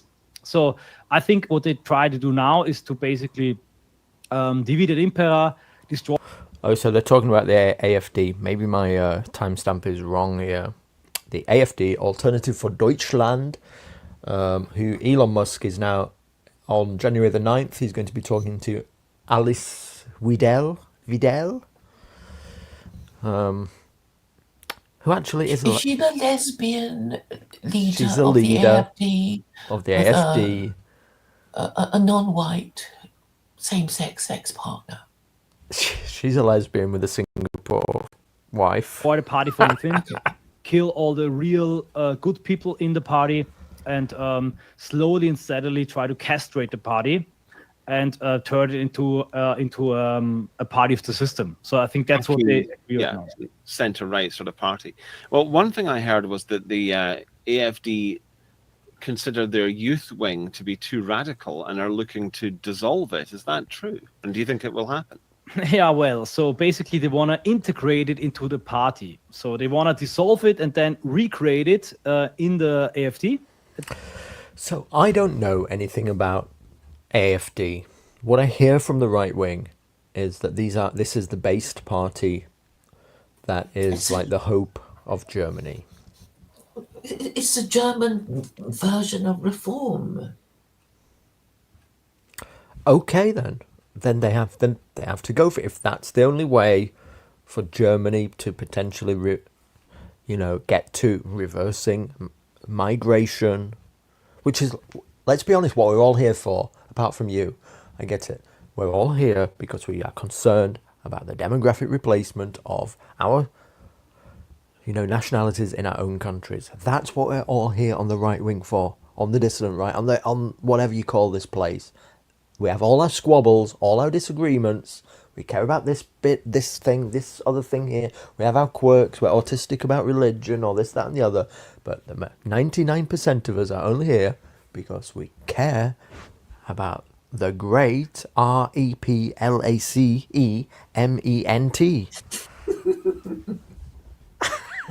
Okay.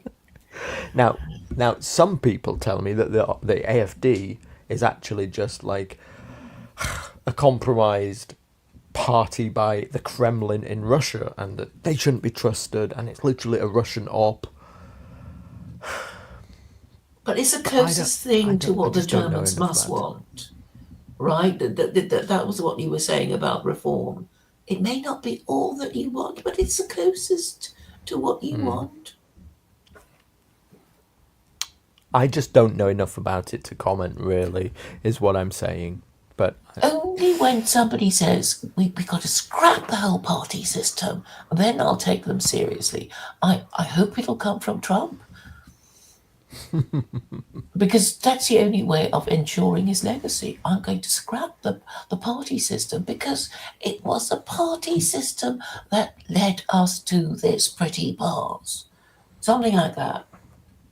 I'd like to write a speech for him, but unless they say that, they haven't got it. They haven't understood the situation.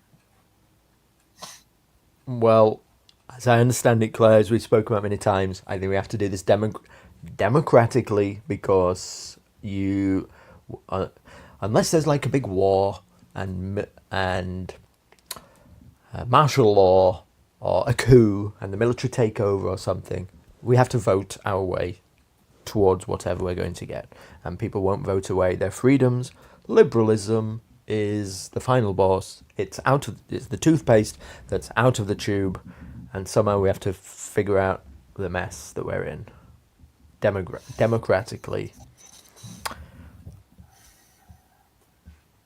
Just have to take marriage seriously again, like your ancestors did. Sargon is mentioned at 40 minutes in this. I've got a timestamp. And systems and fairness and so on, and individual. Everyone is an individual. But they are the only ones who see things that way, I think. Everyone else, and of course, this is the thing where they congratulate themselves, like Sargon of Akkad back in the day, 10 years ago. But not now, I have to say. He seems to have grown from that. But they congratulate themselves for not seeing groups. Yeah. I always think it's like a colorblind guy congratulating himself for not seeing different colors. Yeah, it's a virtue, you know. It's a disability. It's a handicap. It's not a virtue. Yeah, but it's true. I thought that was quite funny, actually. Interesting analogy. Kind of funny. I'm sorry, I was thinking of something else. Could you? So people like Sargon of Akkad and Sivnat, they compliment themselves on not seeing race. And Woes likens it to a colorblind man who like compliments himself for not being able to see color. They think it's like a bonus when it's an impediment. It's a disability to not see race. Well, the thing is, however racist you are, you kind of, you would be a little, you would find it a bit hard to decide if your face, for example, you know, you're the only man in the world and the only two women, and one of them is actually quite attractive and quite pleasant, but she's another race, and there's this white woman, and you hate her. Wouldn't you wobble a bit? Are you asking me? Am I? Yes. Well, and you would find it a bit, you know, it won't be the answer is in the your question. choice. The answer is in the question. If I find that you said this other woman who is attractive, that implies I'm already attracted to her. So, in that question, obviously, I would be attracted to her. So you would choose her, presumably, over the white woman that you dislike and distrust. Well, what you would be asking me to do in that scenario. So, the question implies I am attracted to the non-white woman, and I'm not attracted to the white woman. So you would be asking me, would I be willing to override my, instincts, which are like Your hormonally driven? Would I be willing to override that just to get with the white woman? And in this hypothetical scenario, are we talking about we're living on a desert island and the whole human race is dead or something?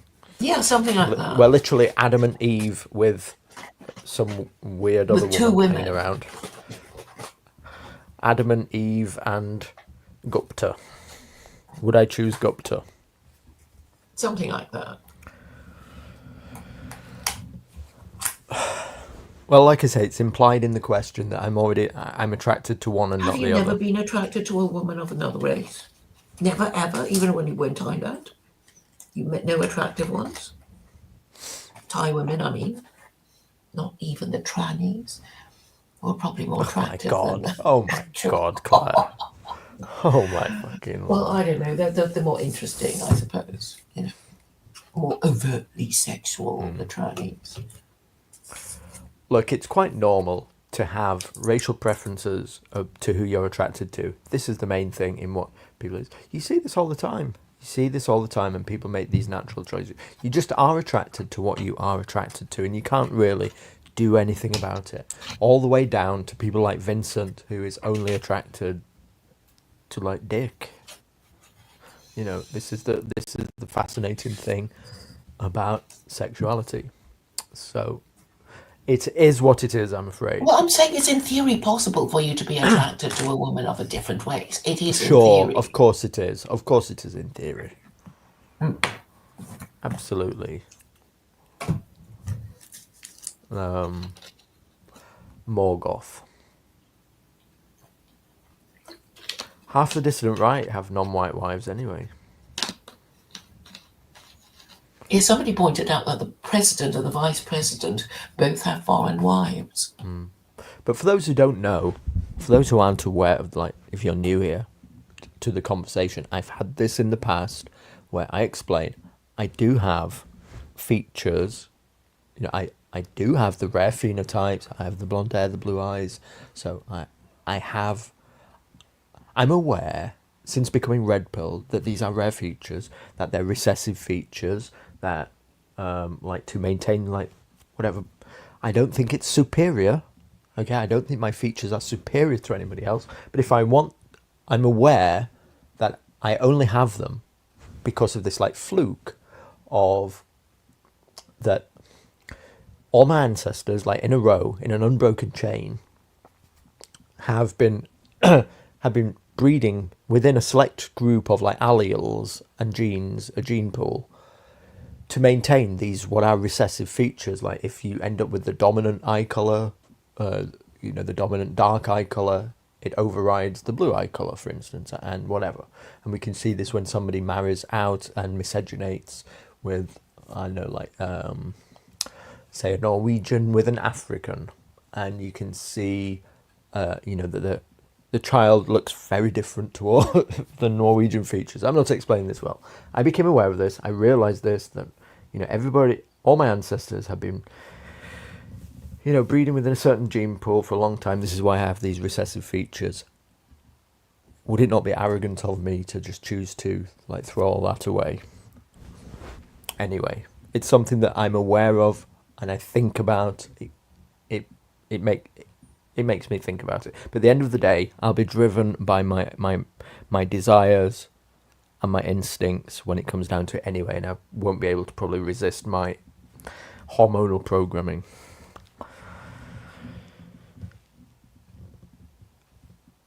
Last up, we have Morgoth,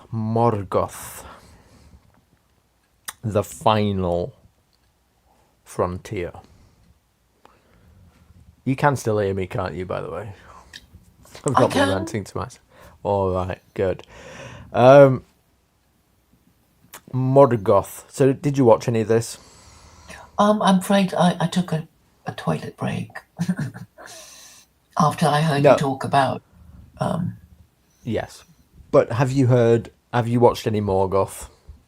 No, I haven't watched any of it at all. All right. The thing about Morgoth... You haven't played it yet, have you? No, I haven't. The thing about Morgoth is he has this archetype. There's a lot about Morgoth. He has this archetype, which is basically the miserable northern cunt, who is... I'm sorry just to say it like that. He's basically this northern... You get like the archetype of the northerner who just like hates everything. Oh, to hell with it, man. Why? To hell with it. It's all gone to shit. And so they're never happy. They can never be satisfied with anything. They believe that the world is always coming down and they're hard done by. They're disenfranchised by society. They've had it harder than anyone else. This is like an archetype of a northerner. That doesn't detract from his observations about society, whether they're correct or not, but it does lead towards a doomerism and a kind of black-pilledness, and where you're always tearing down of society. So this is my criticisms of Morgoth.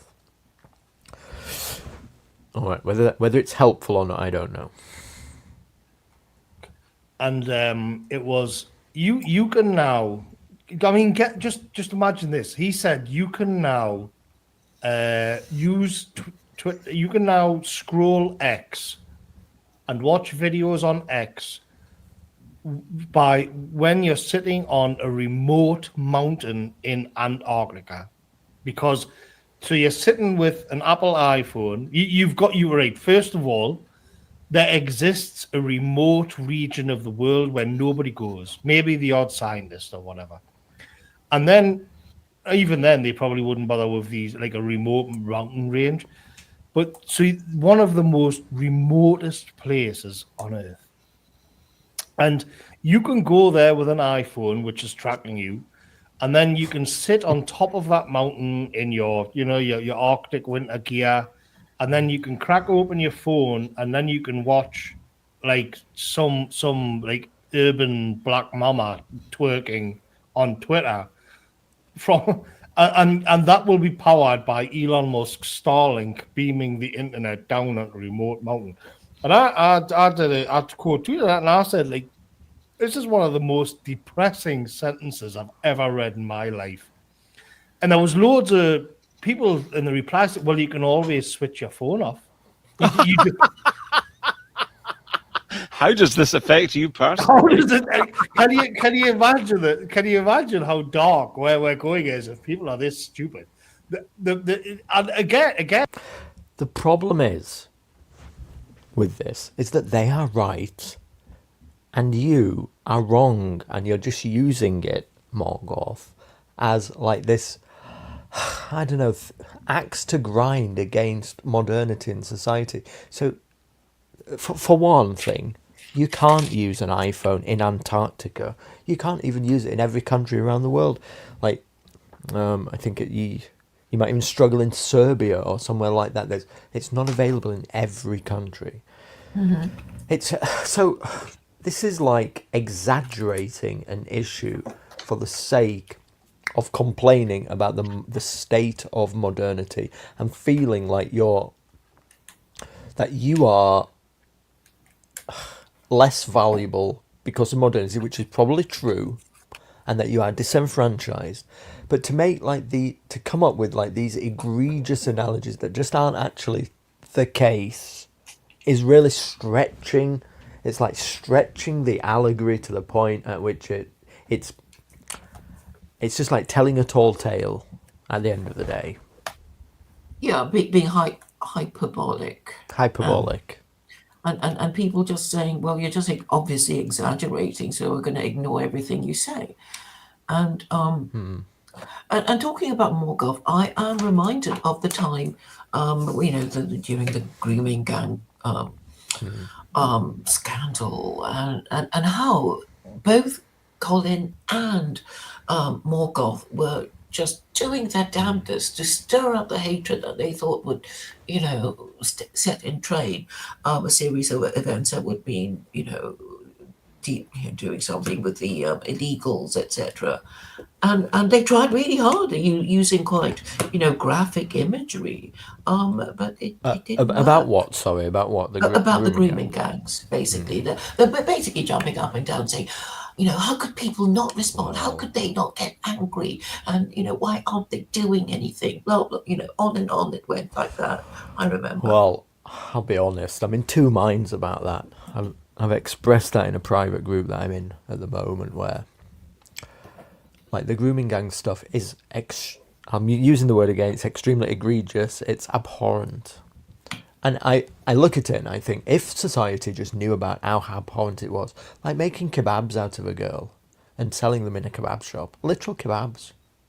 One of the victims. It's not. Okay. You can't prove it. It's just a kind of. No, this was in the court records. This is literally one of the cases.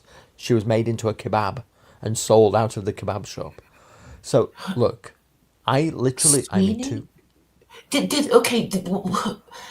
Was this just somebody talking about it or joking about it, or did it actually happen? No, it sounds like something from Sweeney Ed Dutton's Todd. just made a video about it. Well, I know he's doing all he can to tip people over the Okay, edge. obviously. So here's the thing. I'm going to be brutally honest with you.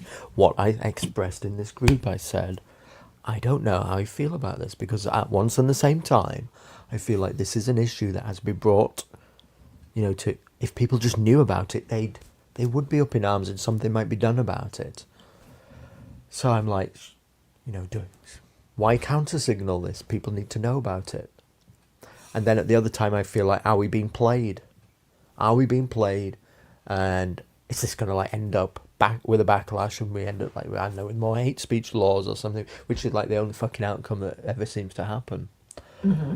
So, but when you blame Millennial Woes and Morgoth just for making a big fuss about it, I don't know if I can blame do them. that. I'm saying they tried to make a fuss of it, and they were disappointed that nobody responded. That was what I was trying to say. I mean, you've got to be extremely careful in this country, because anything that is seen as inciting racial hatred, it's an imprisonable offence. Mm-hmm. So there's almost no room to do anything like that. But anyway, it's a struggle. I don't know. I basically said I think I'm just keeping out of it until I figure out what the heck is going on at the moment, because there's literally Elon Musk currently calling for the King of England to take over the government because of this right now, and he's tweeting about it every like few minutes. I don't think it's a good idea, but there we are. Yeah. No, because it's an old story, and it was already tried when the public consciousness would be more likely to be fresh and particularly sensitive to it. But it's actually an old story now, so that's what I'm saying. It probably won't go anywhere once the plug is pulled on the story, which is an old story anyway. Well, I just feel like if people knew how abhorrent it was, they wouldn't stand for it, and that's what these, if we accept it at face value. I mean, somebody raised to me about why everybody's talking about the grooming gangs all of a sudden, and no, I'm actually focusing on the kebab story, but I was thinking of Sweeney Todd. But if we ask ourselves, why is suddenly everybody on X talking about the grooming gangs? Well, it's because they see Elon Musk talking about it, and they believe, if we take it at face value, that pushing this issue, and once it gets into once the public become aware of it, they'll be like up in arms about it. That, God forbid, that's an allegory. That's that's a metaphor. Well, but that's what they legitimately believe, or it's an op, and we're being led down the garden path. Oh, they're going to do something like that. I mean, the thing was, summertime was the perfect time. The Southport Slayer, etc. And then young people did turn out, and then we know what the police did to them. And this is an old story, and we are in the middle of winter, so I think they kind of feel that nothing much is going to happen anyway. So this is the outro. You said he gets a bit emotional during this, right? Towards the end. What I wanted to say about this is, again, just like, from one festival creator to another. Who'd have thought, right? Who'd have thought that it would be me? This was somebody else's comment, by the way. They thought I posted it on Twitter. They said, who would have thought that SJJ would have been running the third largest dissident right festival this time last year or whatever? And it turned into be true. So we're from one festival creator to another. I wouldn't say, why have you made yourself a postage stamp on your video? You have this massive screen available with all this shit going on around it. As only you... and you've made yourself into a postage stamp size on the screen. This is a fail. I'm sorry, but it is. So... it's your corporate logo. I'm sorry, but his USP, his unique selling point, is how he connects with the audience, right? Okay. So he should be full screen like he was for the first one. Let's jump in. When is he emotional? Right at the end. Sure. And I think it's gone very well. And I am a bit tired now. I'm ready to rest. It'll be nice to have no deadlines, no commitments throughout January, so I can just get stuff done at my own pace. I'm looking forward to that. But this has been great. And I'm glad that clearly many people have enjoyed this. So that's great. Oh, yes, and the merch. Someone is saying don't besmirch. All right. Is that what you meant by emotional, or was there something? No. I think maybe it happened earlier. I'm a bit. I think it might have been a bit earlier when he got more emotional. I think that's when he kind of collected himself. But we're not going to find it. Imagine Millennial went on into spring. When he slows down, that would be perverse. It wouldn't feel right. I don't think that would feel right at all. It's something that has to be in the darkest period of the year. The the light that shines in the darkness that people wouldn't be able to live without. That banishes evil. Yeah. Well, we made it to the end. We've given you 4 hours of a millennial review right here on SJJMAS, for good or bad. For all the comments, people who come into the comments, watch 5 minutes of this and say, you're just fucking obsessed with millennial woes. Well, no, I'm not. I did my own thing this year. Okay, I built it, and they come, and they came. Sorry. So we've done it, Claire. We've done it. Yes, we certainly have. And Yeah. yes, I think we gave the viewers a good run for their money. Yeah.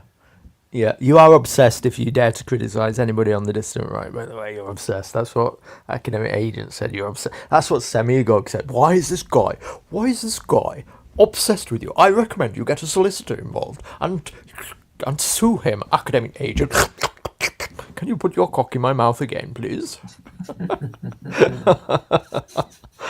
So I guess all that's left... Shall we sing us out, Claire? What song do you have in mind? How about this one?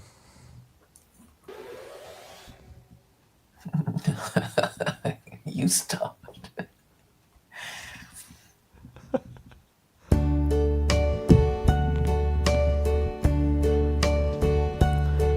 And now the end is near, and so I face the final curtain. My friend, I'll say it clear, I'll state my case, all of which I'm certain. I've lived a life that's full. I travelled each and every highway and more, much more than this. I did it my way. Regrets, I've had a few, but then again, too few to mention. I did what I had to do and saw it through without exemption. I planned each charted course, each careful step along the byway,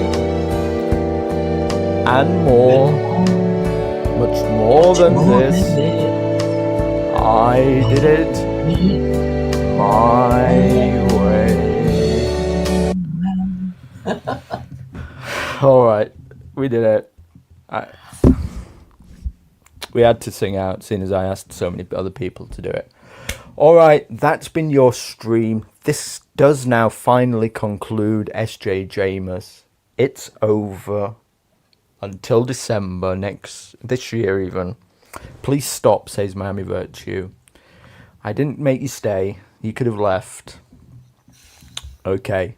Claycore, any final words? Thanks for coming. Thank you for having me. I'm looking forward to talking about the new things that have popped up since the end of Millenniyule.